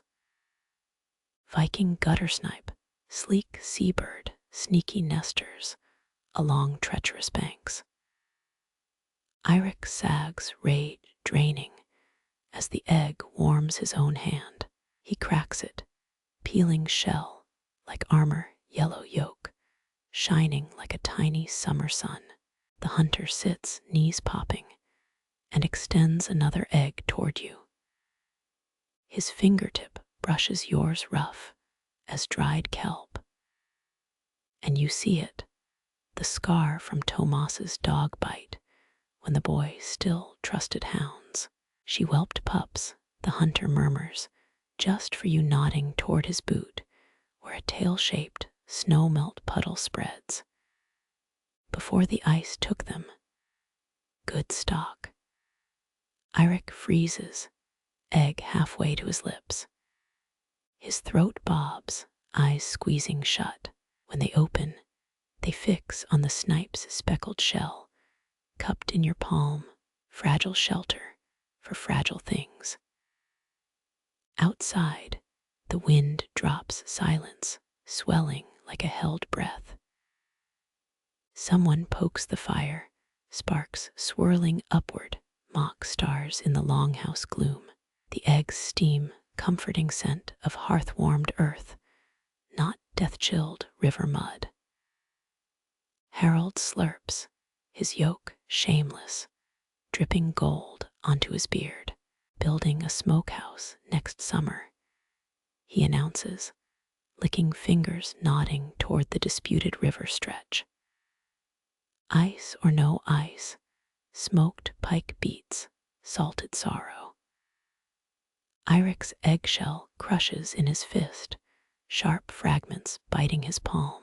He drops them, watching as a child scrambles to collect the pearly shards, fingers careful as a bone setter's. The hunter watches 2 chin dipping once before sucking his own yolk clean. Truce fire draws fish. The hunter winks at the egg-hoarding child. So they say up north. No one asks where north is. Jarl Harald's boot taps a restless rhythm, soot settling into creases like grim tattoos. Eirik wipes yolk from his beard, streaks bright as hope on weathered leather. The hunter rises, snow armor sloughing off in wet clumps. He bows, not to Harald, but to Eirik, hand pressed where his heart thrums beneath furs. Then he vanishes, door banging shut behind him, stealing the cold with him like an apology. Eirik stares at the puddle, slowly melting into harmless dirt. Footprints linger, crisp-edged, before softening at the edges like forgotten rage. The egg's warmth seeps through your tunic, nestled safe in your pocket, not buried, not lost, just waiting. Jarl Harald scrapes yolk from the table, flicking it into the fire. With a hiss, Moonrise checks the ice. He glares at Eirik, a challenge, or maybe an offering. But daybreak cooks eggs better. Outside, the raven croaks, half-hearted now, as shadows stretch long and lazy across fresh snow. Night's chill slips through cracks in the longhouse walls, needle-sharp and hungry. You hunch closer to the hearth's dying glow, embers barely brighter than garnets in a tomb. Frost patterns bloom across the ale-streaked table, a garden of crystalline thorns. Someone drapes a mangy bear pelt over your shoulders, its moth-chewed edges tickling your neck. Eirik shifts beside you, his knee knocking yours, under the table, neither of you bothering to pull away. Viking shared furs kept heat trapped better than Roman cloaks, even threadbare ones. His left thigh presses warm against your own, leather pants, cold as polished mail elsewhere. But where bodies meet, a fragile alliance against winter, the pelt smells of rancid fat and wood smoke, old blood baked into its follicles. Early Scandinavians revered bare pelts, believing the beast's spirit clung to its hide for 13 moons. Eirik's elbow bumps your ribs, accidental or not, as he reaches for the mead jug. His fingers brush yours, frost-bitten knuckles snagging on wool weave before retreating. Silence stretches, not awkward, but thick as glacier honey. Against all sense, your breaths sink, inhaling the same smoke-tinged air, exhaling puffs that merge midair like phantom ships colliding. Someone sneezes near the door. You both startle, shoulders jostling hard. Your chuckle rumbles lower than his growl, but neither escalates. A child's sock soaks up spilled ale by your boots, black wool unraveling like bad luck. Historians still bicker whether shared furs during truces prevented blood feuds or just postponed them. The hearth spits a final spark, drowning in a puddle of fermented goat's milk. Eirik digs into a hidden pocket, withdrawing those snipe eggs from hours prior, shells cracked but intact. Heat still radiates through their speckled casings, miraculously warm as living flesh. He nudges one toward you, cradling the other like a scabbed-over promise. Your pinky brushes his as you take it, the egg warmer than any spoken word tonight.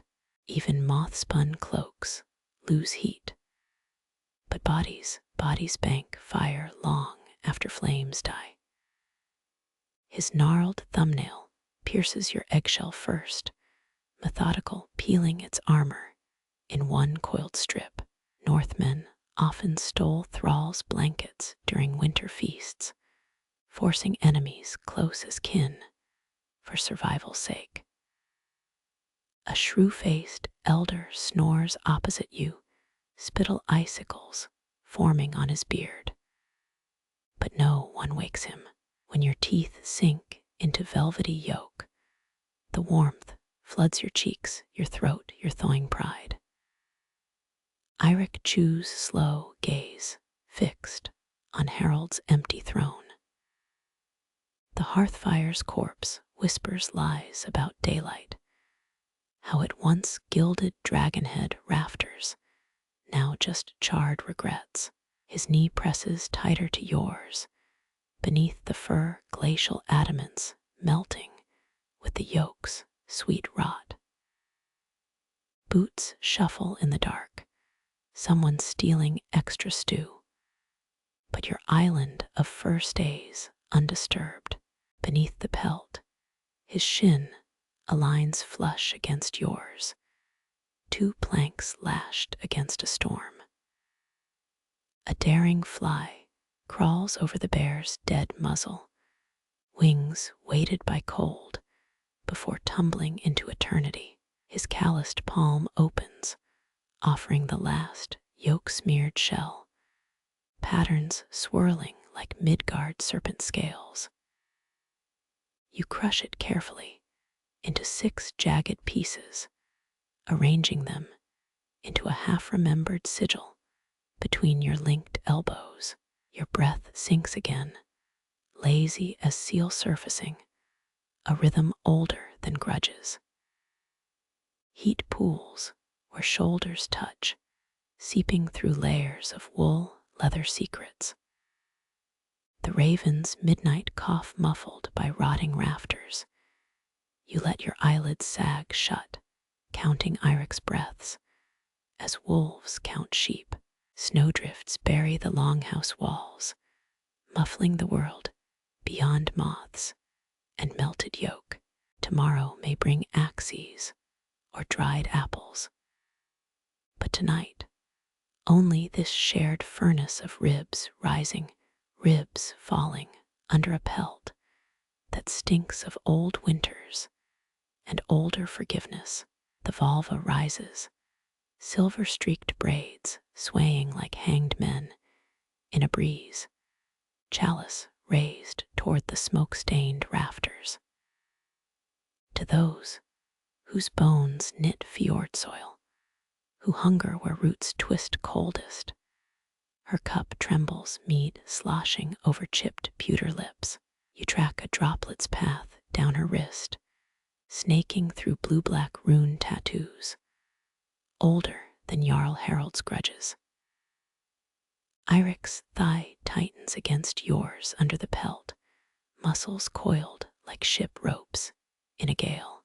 His whisper floats above the hearth's last wheezes. Haken, just a name.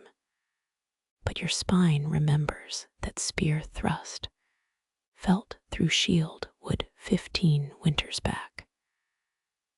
The vulva's gaze pierces him owl-eyed, while others murmur names lost to raids and rotten sails. Your own tongue prods the ghost of your sister's name, Sigrid, but only steam escapes.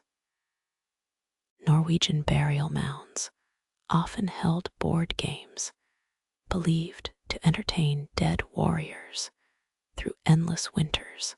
A thrall boy scuttles forward, pouring mead from a clay jug shaped like a raven's skull. Northmen thought ravens carried souls to Odin's halls, wingbeats drowning death rattles. Eirik's mug lifts before yours, calluses scraping rough wood, his toast a rasped skull that could mean curse or prayer. Mead hits your tongue bitter as unwashed wool notes of bog myrtle fermented too long in a sunken ship. The vulva smears dregs across her brow, a sticky gray pathway toward wisdom.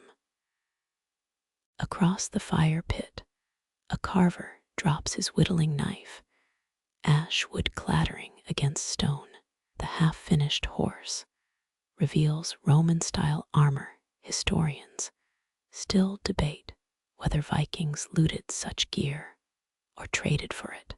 Eirik studies the toy, jaw working, then drains his cup dry. His boot heel grinds the knife deeper into ashes, burying foreign craft under Norse soot. Your mug balances on a warped table plank, ring-stained from a century of uneasy truces. Beneath the pelt, Eirik's knuckle presses your hip, a hidden pulse stronger than the drum outside. Smoke blurs his profile, sharp nose, softened axe scars dissolving in shadow. For 3 breaths, you pretend he's just some oaf who never burned your granary. The thrall boy refills your mead, fingers shaking, splashing liquid amber onto your wrist. Eirik's chuckle rumbles, something you haven't heard since before his brother's blood crusted your sword, clumsy as a one-legged berserker. He mutters too low for the boy to hear. You snort, spoiling the solemn moment, mead bubbling in your sinuses. The vulva glares, bone charms rattling at her neck before turning her back. Someone giggles near the food stores, a girl stealing honey cakes from her snoring father's plate. Eirik's thumb traces a scar on his own cup, likely from a tavern brawl, not battle. His breath ghosts your earlobe. That thrall's father pulled Harald's arrow from my ribs last thaw. Silence clots the air again, but warmer now, like porridge left too long on embers. You count 19 snores from the elder by the door, nostrils flaring each exhale like a forge bellows. Historians bicker whether Oseberg ship's carvings depicted funeral rites or drunken harvest dances. Eirik steals your untouched honey cake, cramming half in his cheek, pouch style. His shoulder presses yours steady as a mooring post for 8 breaths this time. A drunken skald starts humming, Crack you maul, the death song of Ragnar Lothbrok. Eirik growls, wrong lyrics. He sang that after serpents gnawed his guts, not before you nod, mouth quirking, reciting the correct lines under your breath. The thrall boy creeps back, offering a wedge of mold-speckled cheese. You wave it off, but Eirik grabs 2 portions, shoving one toward you. Father's advice, eat their poison first, less fear after. He takes an exaggerated bite, yellow crumbs dusting his beard. Outside, a raven croaks, triggering barks from chained hounds. Eirik stills, face tilted toward the noise. Greenland burial sites reveal ravens buried with nobles, beaks aimed toward Valhalla. 10 heartbeats pass. The bird calls again.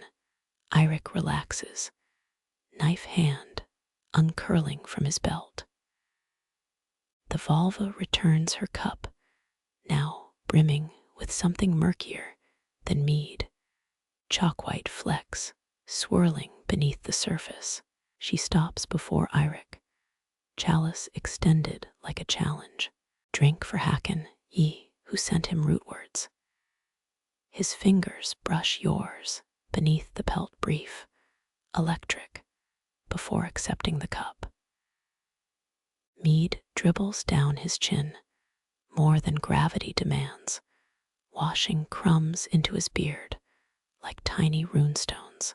When he slams the cup down, the Volva's lips twitch satisfied. Your turn. The liquid smells fungal, an earthy reek cutting through wood smoke.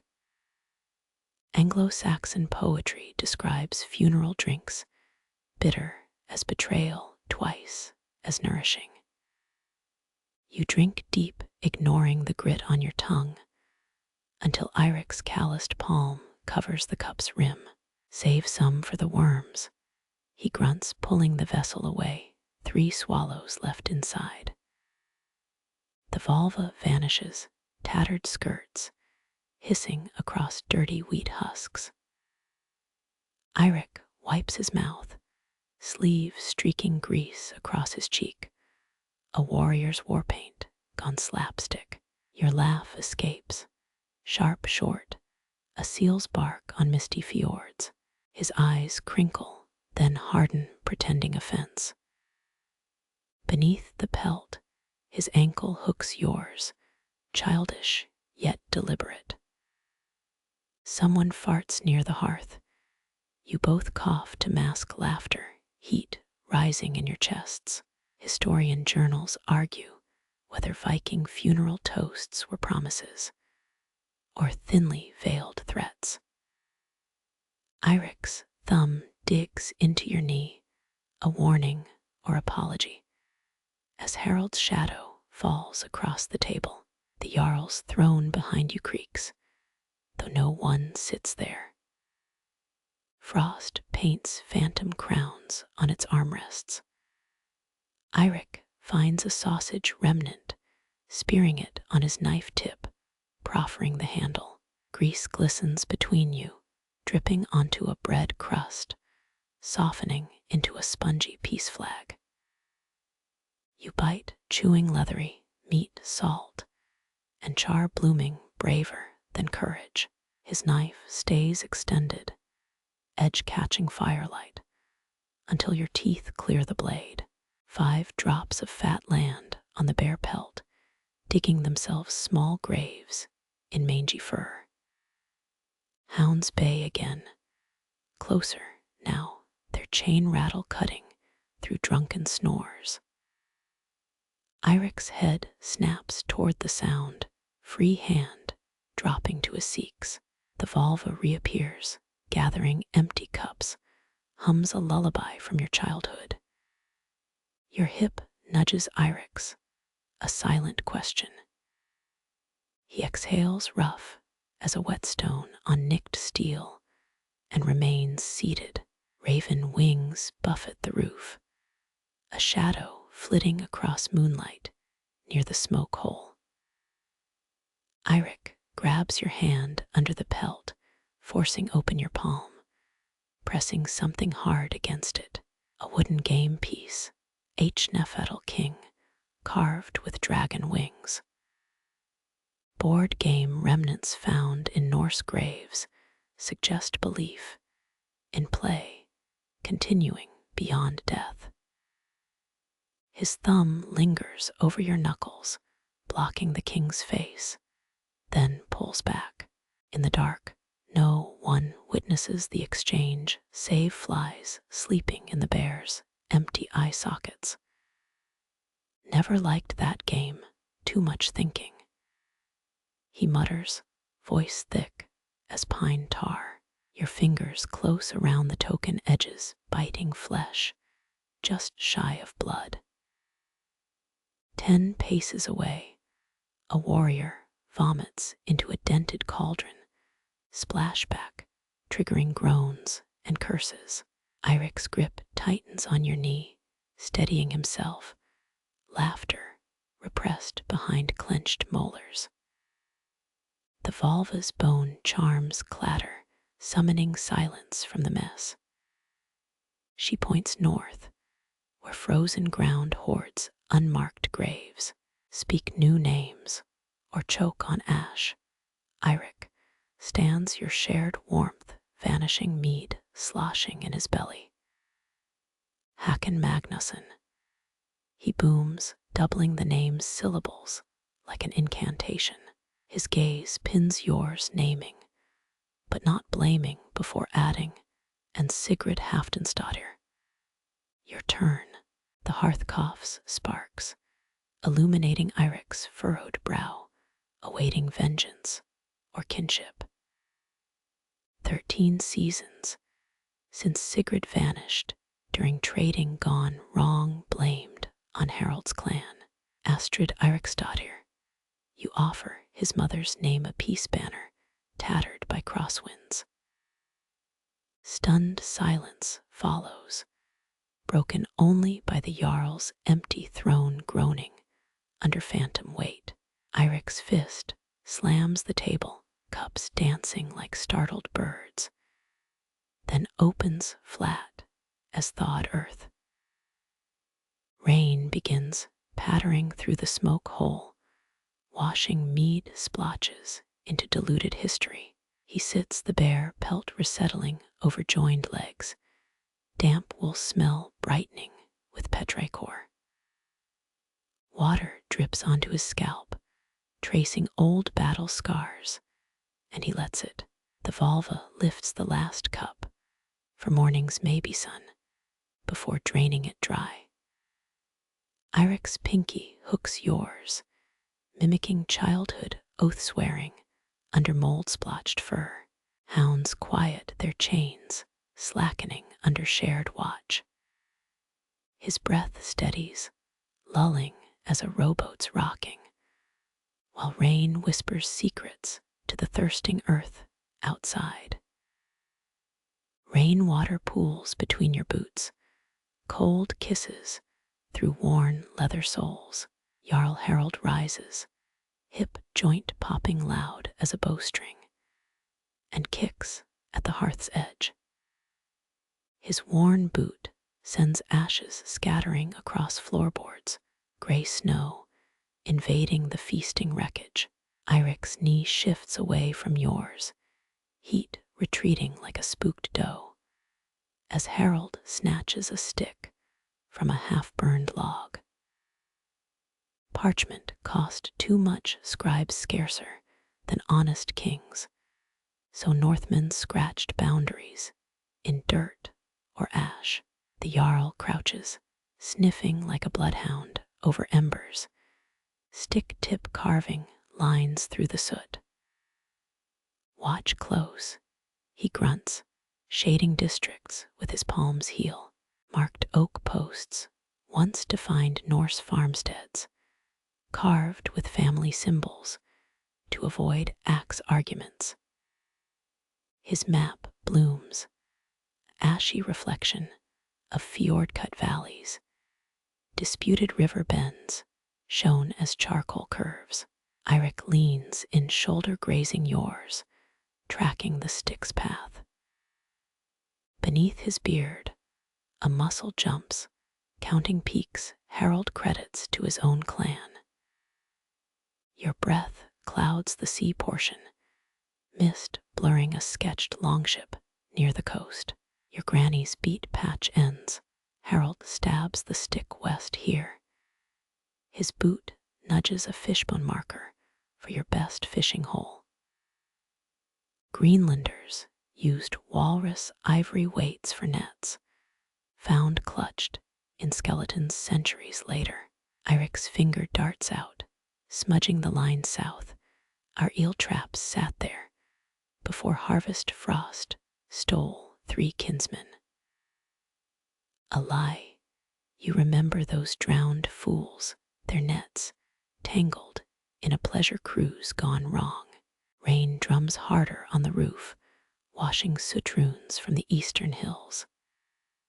Harald scowls, redrawing borders with violent jabs.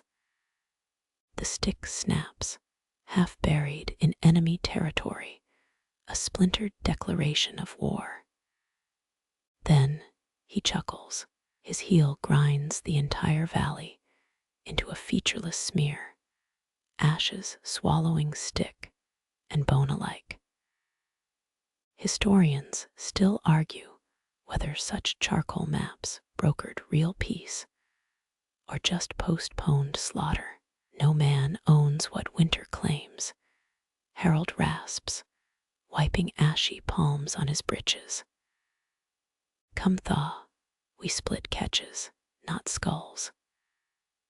Eirik snorts, his boot mirroring the Jarl's, erasing more boundaries near the coast. Your ships fish the deep. He growls, our boats take the shallows. No crossings. The Jarl's grin flashes, tooth gap dark as a betrayal. Agreed, so long as your nets stay clear of our Hackerl grounds. You remember those stinking shark pits, fermented flesh, haunting your nightmares. Eirik bares his teeth, not a smile, but a challenge accepted. His thumb drags through soot, drawing a single rune, letter 16A6, Thurisaz, the thorn of warning. Harald spits, missing the rune by a finger's width. Keep your curses. I prefer salt for preserving deals. He kicks the hearth, sending embers, winking like false stars, across the ash waste. A thrall scrambles forward, sprinkling coarse salt over the destroyed map, turning gray chaos glitter white. Salted treaties held better than oaths, throat cut or not, in Greenland's icy trade camps. Eirik palms a pinch, letting grains trickle through scarred fingers. Fair winds, he mutters, the closest you'll get to trust from his lips. Your own hand dips, salt gritting under bitten nails, blood price and bread spice mingling. The Volva watches her bone rattle silent for once, as men rewrite the land in a language of dust and deceit. Outside, the rain softens, washing warrior stains from the longhouse walls. Inside, the hounds yawn, chains slackening under the weight of a maybe truce. Eirik's pinky hooks yours again, salt rough between skin, as dawn leaks like mead through smoke hole cracks. His thumb traces Thurisaz on your knuckle, promise and threat sharing the same breath. Jarl Harald belches, a foghorn declaration of survival, and kicks the salt pile into oblivion. Dawn's pale fingers pry through smoke hole cracks, dust motes swirling like shy spirits above the longhouse wreckage. A woman hums near the fading hearth, her spindle whirling wool into yarn, rhythm steady as a war drum beneath the tune. Norse lullabies often doubled as spinning songs, keeping hands busy while soothing babes. Her melody hooks something deep, a barbed memory tugging skin. Your sister sang that same tune voice, cracking on the high notes as she bandaged your first axe wound. 13 winters old, you'd lied about battling a wolf, not confessing the gash came from tripping over a basket. Eirik freezes across the room, his whetstone pausing mid-stroke on an old Seax blade. His shoulders stiffen, ears pricking like a hound, catching familiar footfalls, then slowly sag. For once, his face holds no sneer, no battle-ready tension, just bones weary as shipwreck driftwood. The humming dips lower, a verse about seal mothers crooning to pups on night ice. Your knuckles whiten around a half-carved spoon, wood grain biting into calluses. Sailors believed lullabies could calm storms if sung while facing north, with nettle leaves under the tongue. Eirik's ruined whisper cuts the air, moon's a golden anchor, 3 beats late, and sharp as broken glass, matching the woman's next line. He flinches, fingers tightening on the whetstone until knuckles bleach white. Silence crashes down, heavier than a fallen longship mast.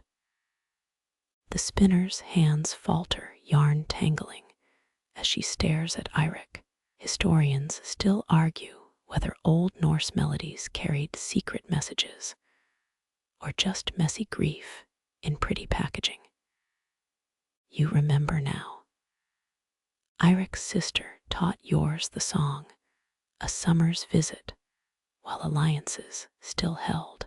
Her hair shone copper, you'd thought, until learning she boiled it with stolen walnuts. They'd giggled over frither bracelets, braiding threats into friendship like nettles among meadow flowers. A child tugs the woman's skirt. Finish it, Mama. She stiffens, eyes darting to Eirik's thawed snarl returning, then hums faster. This verse warns of a sleep thief stealing lazy children's eyelashes. Real Vikings used stolen eyelashes in protective spells. Gross, but practical. Your throat burns with unsung words. The final line hangs, half-spun wool between worlds. Eirik's jaw clenches, refusing to complete it, though his cracked lips shape silent syllables. The spinner's voice frays to nothing, spindle dropping into wet ash.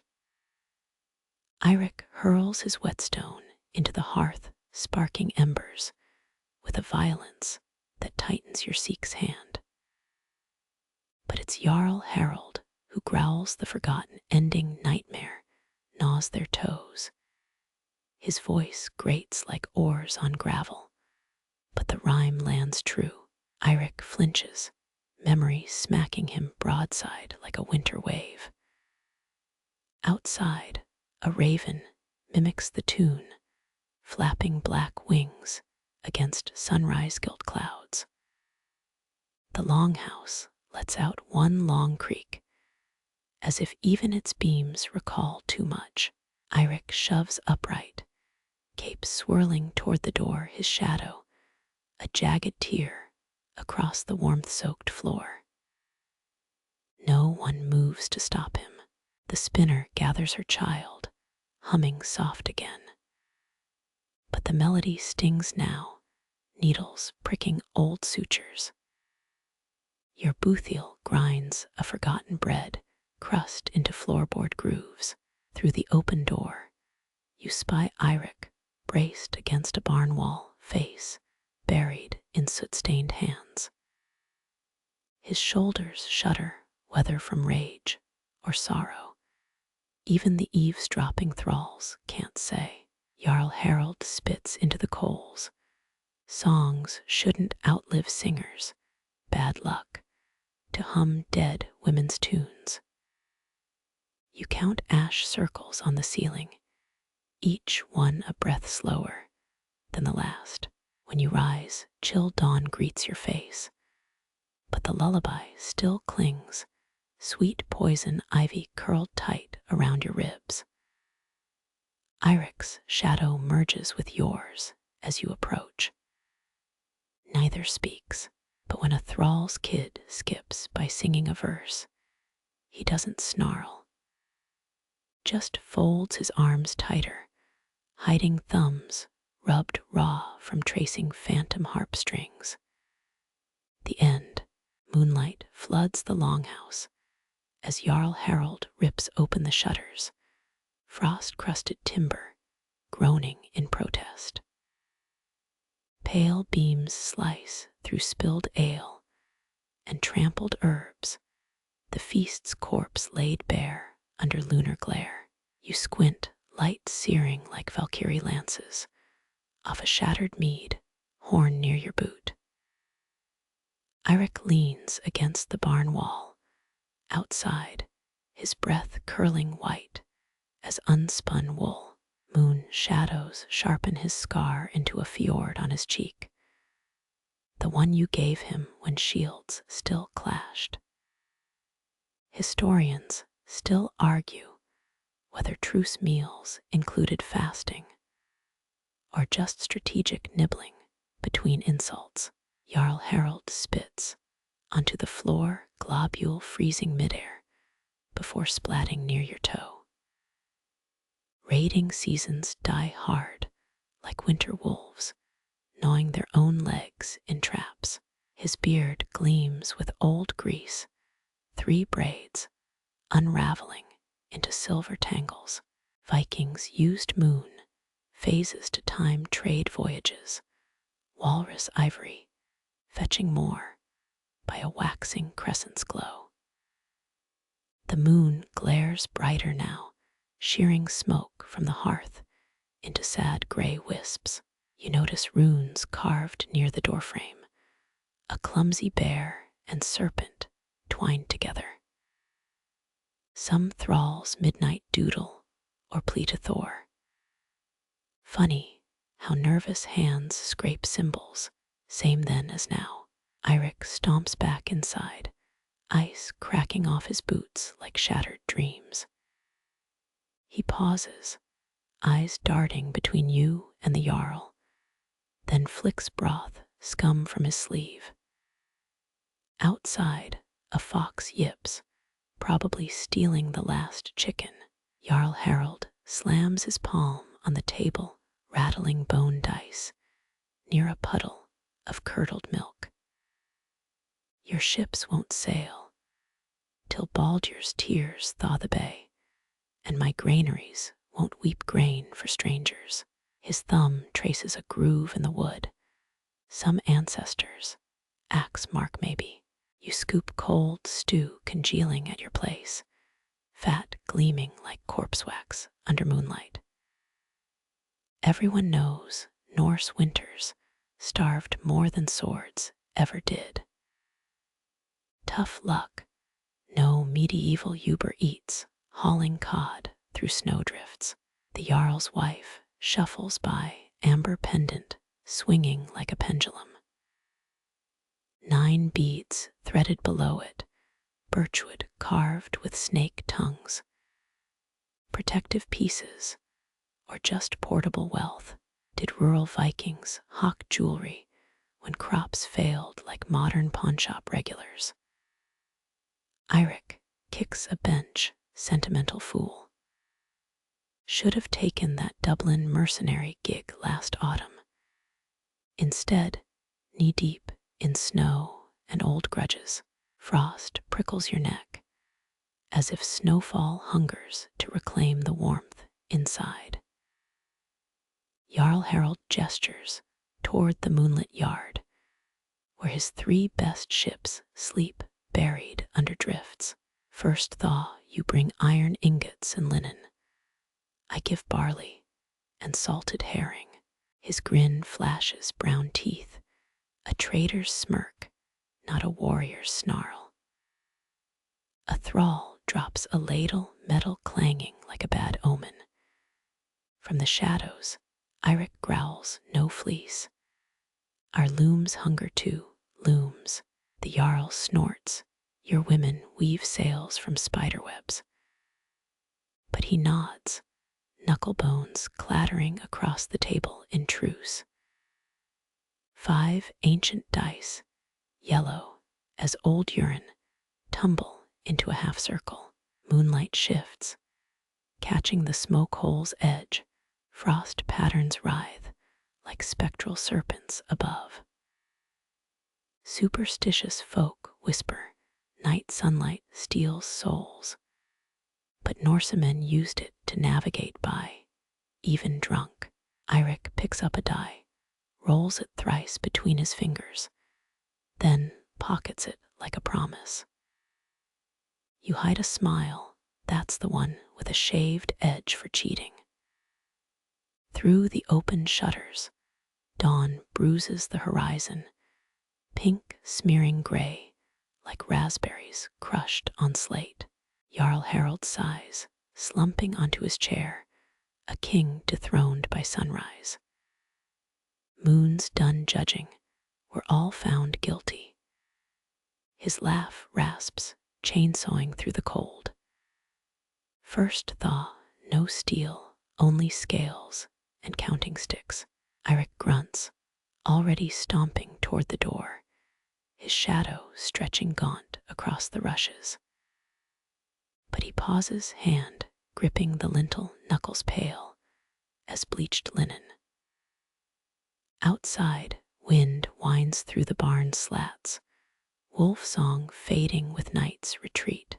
Your breath mists, a phantom leaving before real warmth returns. Jarl Harald scratches his armpit. Royal duties never end. They say Vikings mourned winters more than fallen kin. Hard to argue kneeling in frozen mud. The last star winks gone by the time you blink.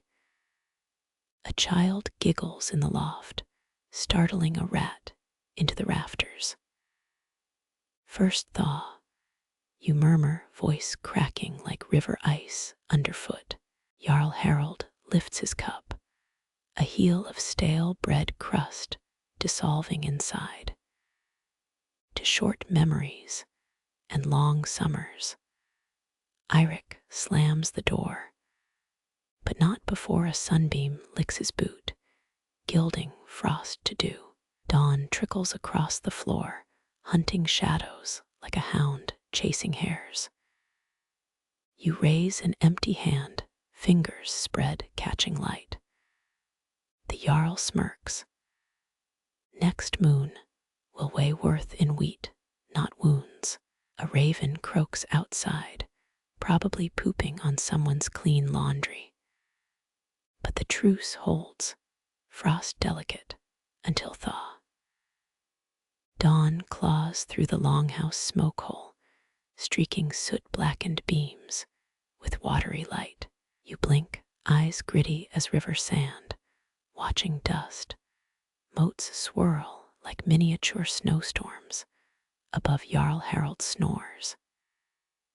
His beard's frozen to the table, mead puddle congealed around his cheek. Eirik's already lacing his boots. By the cold hearth, fingers stiff as driftwood, he scowls at your borrowed cloak, itchy gray wool draped over a stool. Vikings prized such garments, sometimes trading thralls for woven Sverigin cloth. Funny how luxury just means not freezing naked. The chieftain's wife shoves a sack into your arms, its weight promising barley and dried fish. No room for pride grain means survival next full moon. Her amber pendant brushes your wrist, sunlit and warm. Some thralls believed Baltic amber trapped lightning, fool's magic for desperate minds. Outside, the cold slaps your throat raw, air tasting of iron and old snow. Your blood-stained cloak lies folded atop a woodpile, replaced by the Jarl's loner. Scratchy bastards, these northern tunics, like wearing angry hedgehogs next to skin. Eirik stomps past, shoulder knocking yours, a grudge-given muscle. But his gaze lingers on your empty scabbard, mouth tightening. Historians still argue whether Truce-time weapons were stored, or just the sharp ones hidden. His axe leans innocently by the well, though innocent fits that blade like ribbon on a battle stallion. A raven lands on the feasting table's wreckage, pecking at a dried rye crust. Jarl Harald wakes with a snort, dislodging icy beard hairs. Go west before noon. He rubs sleep gunk from his eyes, or Njord's winsel freeze your balls blue. You tighten the borrowed cloak's bone toggle itch, intensifying. Wool never softens, much like foes turned half-friends. Vikings sometimes buried woolens with the dead grave goods for itchy afterlives. Eirik tosses Seax at your feet, blade biting into frozen mud. The handles carved with twin serpents, identical to the one strapped beneath his arm. Return it, thaw season, or don't. His boot grinds snow like teeth on gravel. You stoop, leather-wrapped, hilt cold, even through gloves. Whetstone scars mar the steel hundreds of sharpening sessions. Every warrior knows a blade's history by its edge. This one's seen barley stalks split, just as quick as throats. Jarl Harald hawks phlegm spits toward the hearth's ashes. Don't dawdle. He stands, chair legs screeching on stone, farmsteaders found stiff as oak last week, 3 miles northeast.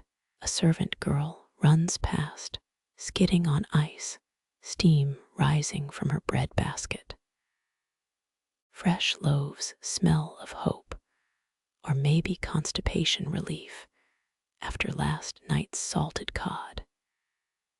You shoulder the grain sack, feeling a dozen eyes from the barn.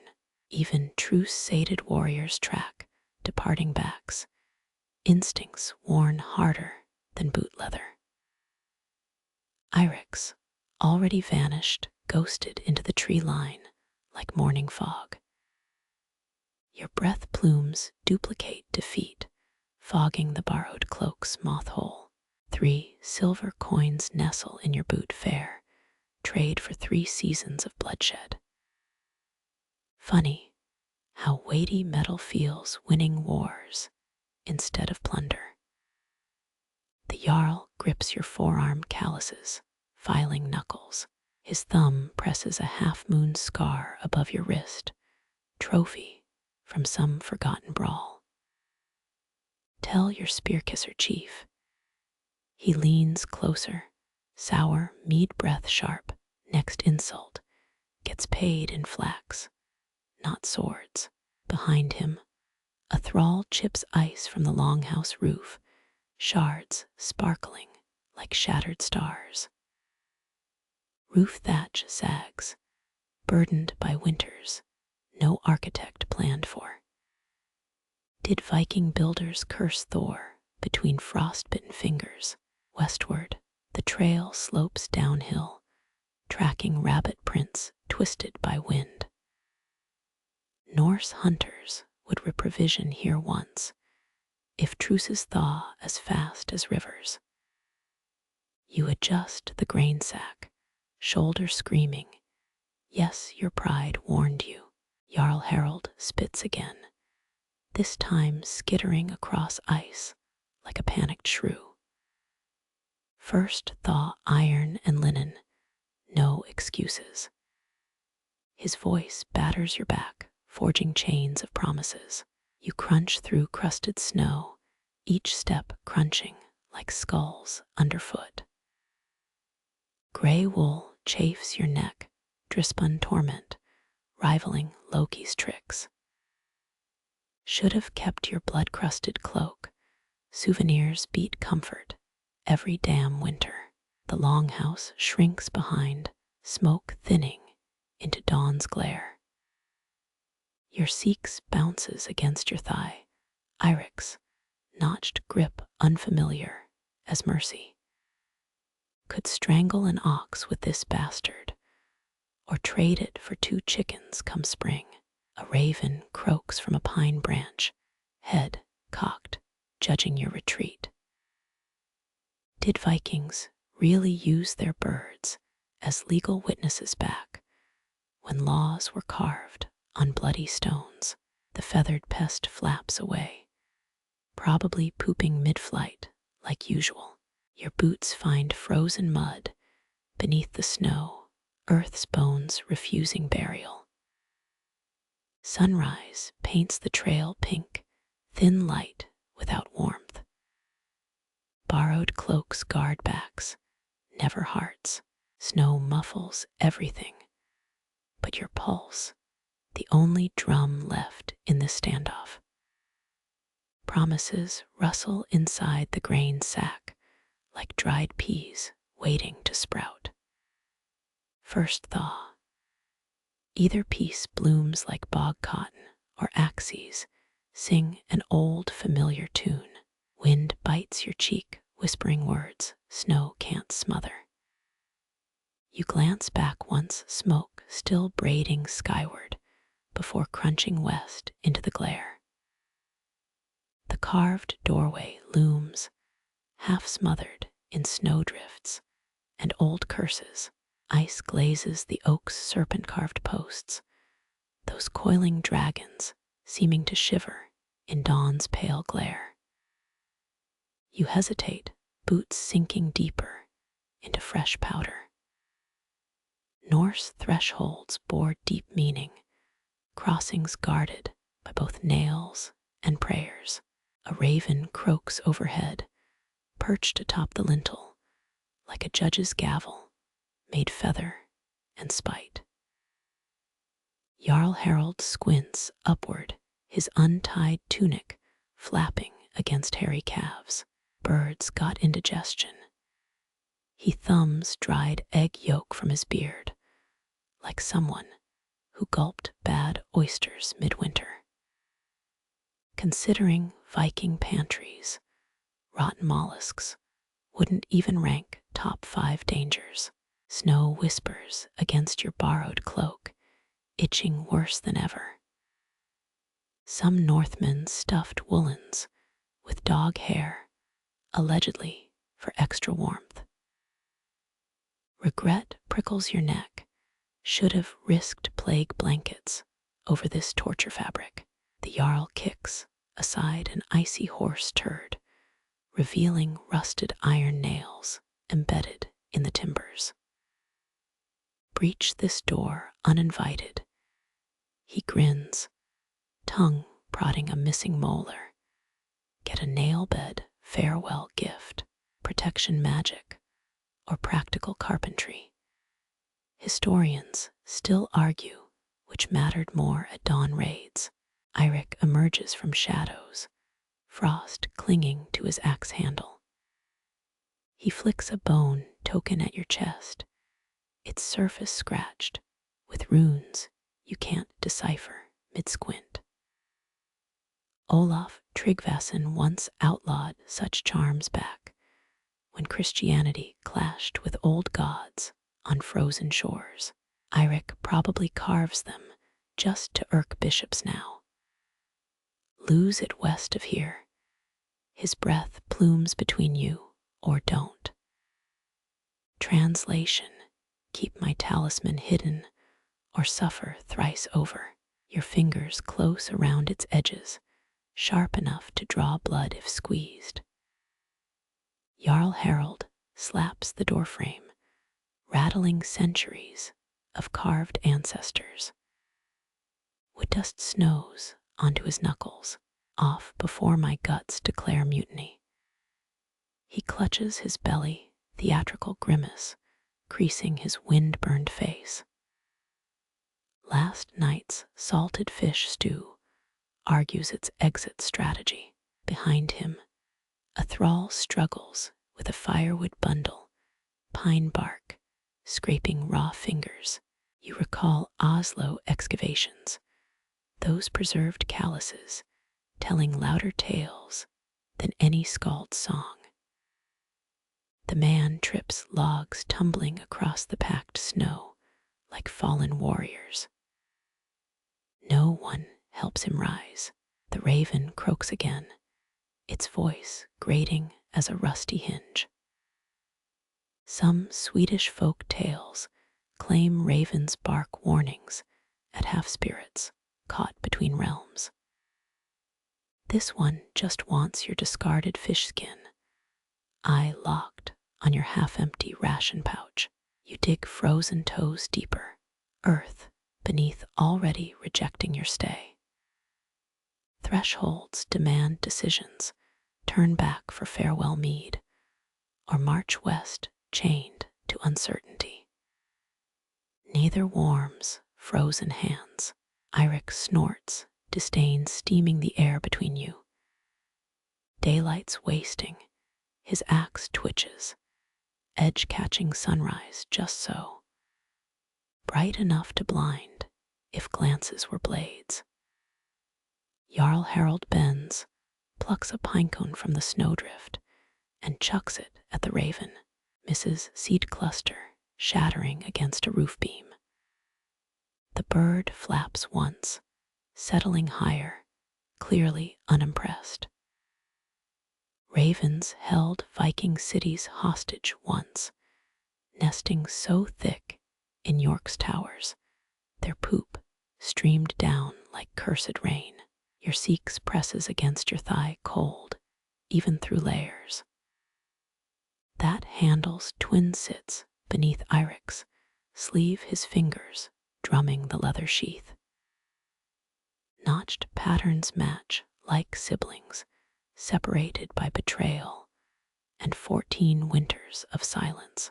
Go, the Jarl jerks his chin westward, and tell your stitch-tongued leader. He pauses, eyes narrowing.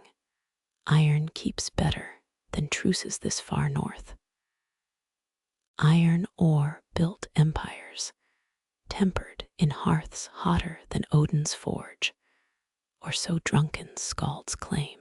You step back, crunch hollow beneath your heel.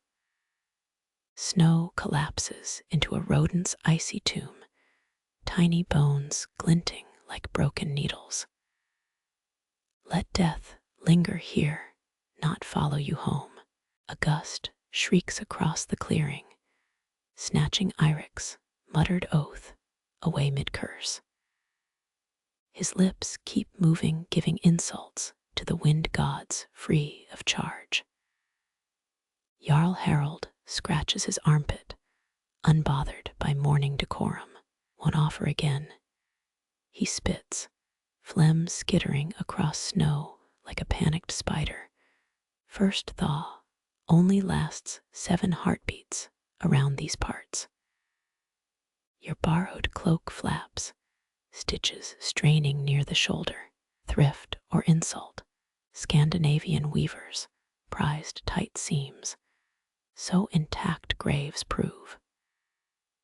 Either way, it's failing faster than last summer's peace treaties. The raven descends, lands bold, as you please, 2 paces from your boot. Its head cocks, obsidian eye reflecting your exhaustion. Tales whisper of Odin's messengers gathering battle plans. But this thief hops toward your ration pouch, dumb as a stump. You kick snow at it, a feeble defense. The bird hops back, squawking indignance, worthy of a jilted bride. Jarl Harald guffaws, slapping his meaty thigh like it's midwinter fool's play. Eirik turns away, melting into the longhouse shadows, missed chance to swing at him or clasp arms as brothers once did. Historians still argue whether Norse partings held more sorrow or relief. Tacitus wrote of tearful goodbyes, but he also called Vikings cowards. So believe what suits. One final step back, threshold magic breaking like rotted thread. The doorway's carvings seem to frown oak faces, remembering every soul who crossed wrong. Jarl Harald hawks another loogie, lands it near your toe, a punctuation mark made mucus. Mark your path. He taps his temple, or wolves will mark it redder. Westward, the pine forest gapes, skeletal branches clacking like bone dice. Home lies beyond, or what passes for it these hungry winters. Ravens soar overhead, 3 now circling like shrieking vultures. One drops a frozen mouse carcass near the Jarl's boot, an offering or mockery. He kicks it toward the midden heap, ungrateful monarch spurning tribute. Your fingers tighten on Eirik's bone token, edges biting flesh through worn gloves. Carved runes could say safe passage or rot in hell's wet halls. Only blood or fire reveals truth, and you're fresh out of both. Wind shoves your back, insistent as a nagging spouse. Time to let borrowed cloaks and bitter truces fade behind. Jarl Harald lifts a hand, not farewell, but to scratch his nose. Don't linger, he grumbles, already turning toward the mead-stale warmth inside. Cold kills, faster than axes some days. Your boots crunch forward, crushing pristine snow into doomed slush. The ravens croak a discordant chorus, feathered jury casting no verdict. Thresholds only matter once crossed. Your boots crunch westward, sunrise painting the longhouse roof gold. Behind, smoke still curls, carrying the scent of maybe peace and burnt bread. Each step fractures ice crust over snowdrifts, shatter notes echoing like tiny bone flutes. Norse travelers prayed over such sounds, omens sung by frost giants, or mere physics. Historians still argue whether Vikings wore socks, but your numb toes vote for folklore over facts. A gust snags your borrowed cloak, stitches near the shoulder, surrendering like cowardly spearmen. Cold lances through the rip, sharp as Eirik's parting glare. Some Greenlanders stuffed their tunics with dried moss, barely better than nakedness. Your lungs burn, air scrapes down raw as a whetstone's kiss. Remember that fermented shark meat joke. Neither does your digestive tract. The bone token digs against your palm, its runes hiding meanings older than Oslo's buried streets. Archaeologists found similar charms wrapped in newborn grave cloths, though yours won't wound infants, probably. Ravens circle your boots, find slow rhythm in the snow, each faint crunch sinking you deeper into calm. The borrowed cloak's torn stitch whispers secrets. Ribbons of smoke still clinging to wool carry no malice now, only hearth-smudged memories softening at the edges. Let those ravens above be guides, not omens, their wing beats counting breaths until your muscles ease. The bone charm warms beneath your fingers, heat seeping through old carvings like wax from a doused candle.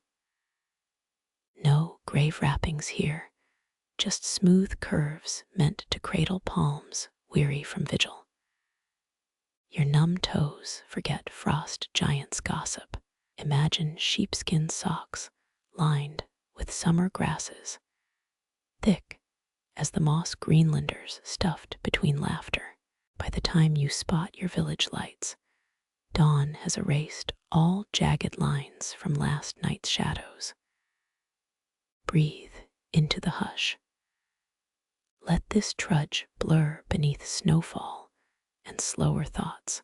Even Eirik's glare thaws in your mind, smudged into vague shapes by distance and time's merciful sieve. That fermented shark, simply a story now, digested into featherlight jokes, dissolved on the wind. Feel the air grow kinder as lungs stop burning. Blades of cold smoothing to mist. Close your eyes beside your own hearth at last. Let the token's runes dissolve into patterns behind your lids, gray as Oslo's buried streets under fresh powder. The ravens have flown. Ice music fades into dreamless stillness until smoke from your chimney mingles with theirs, one breath dissolving into starless sleep.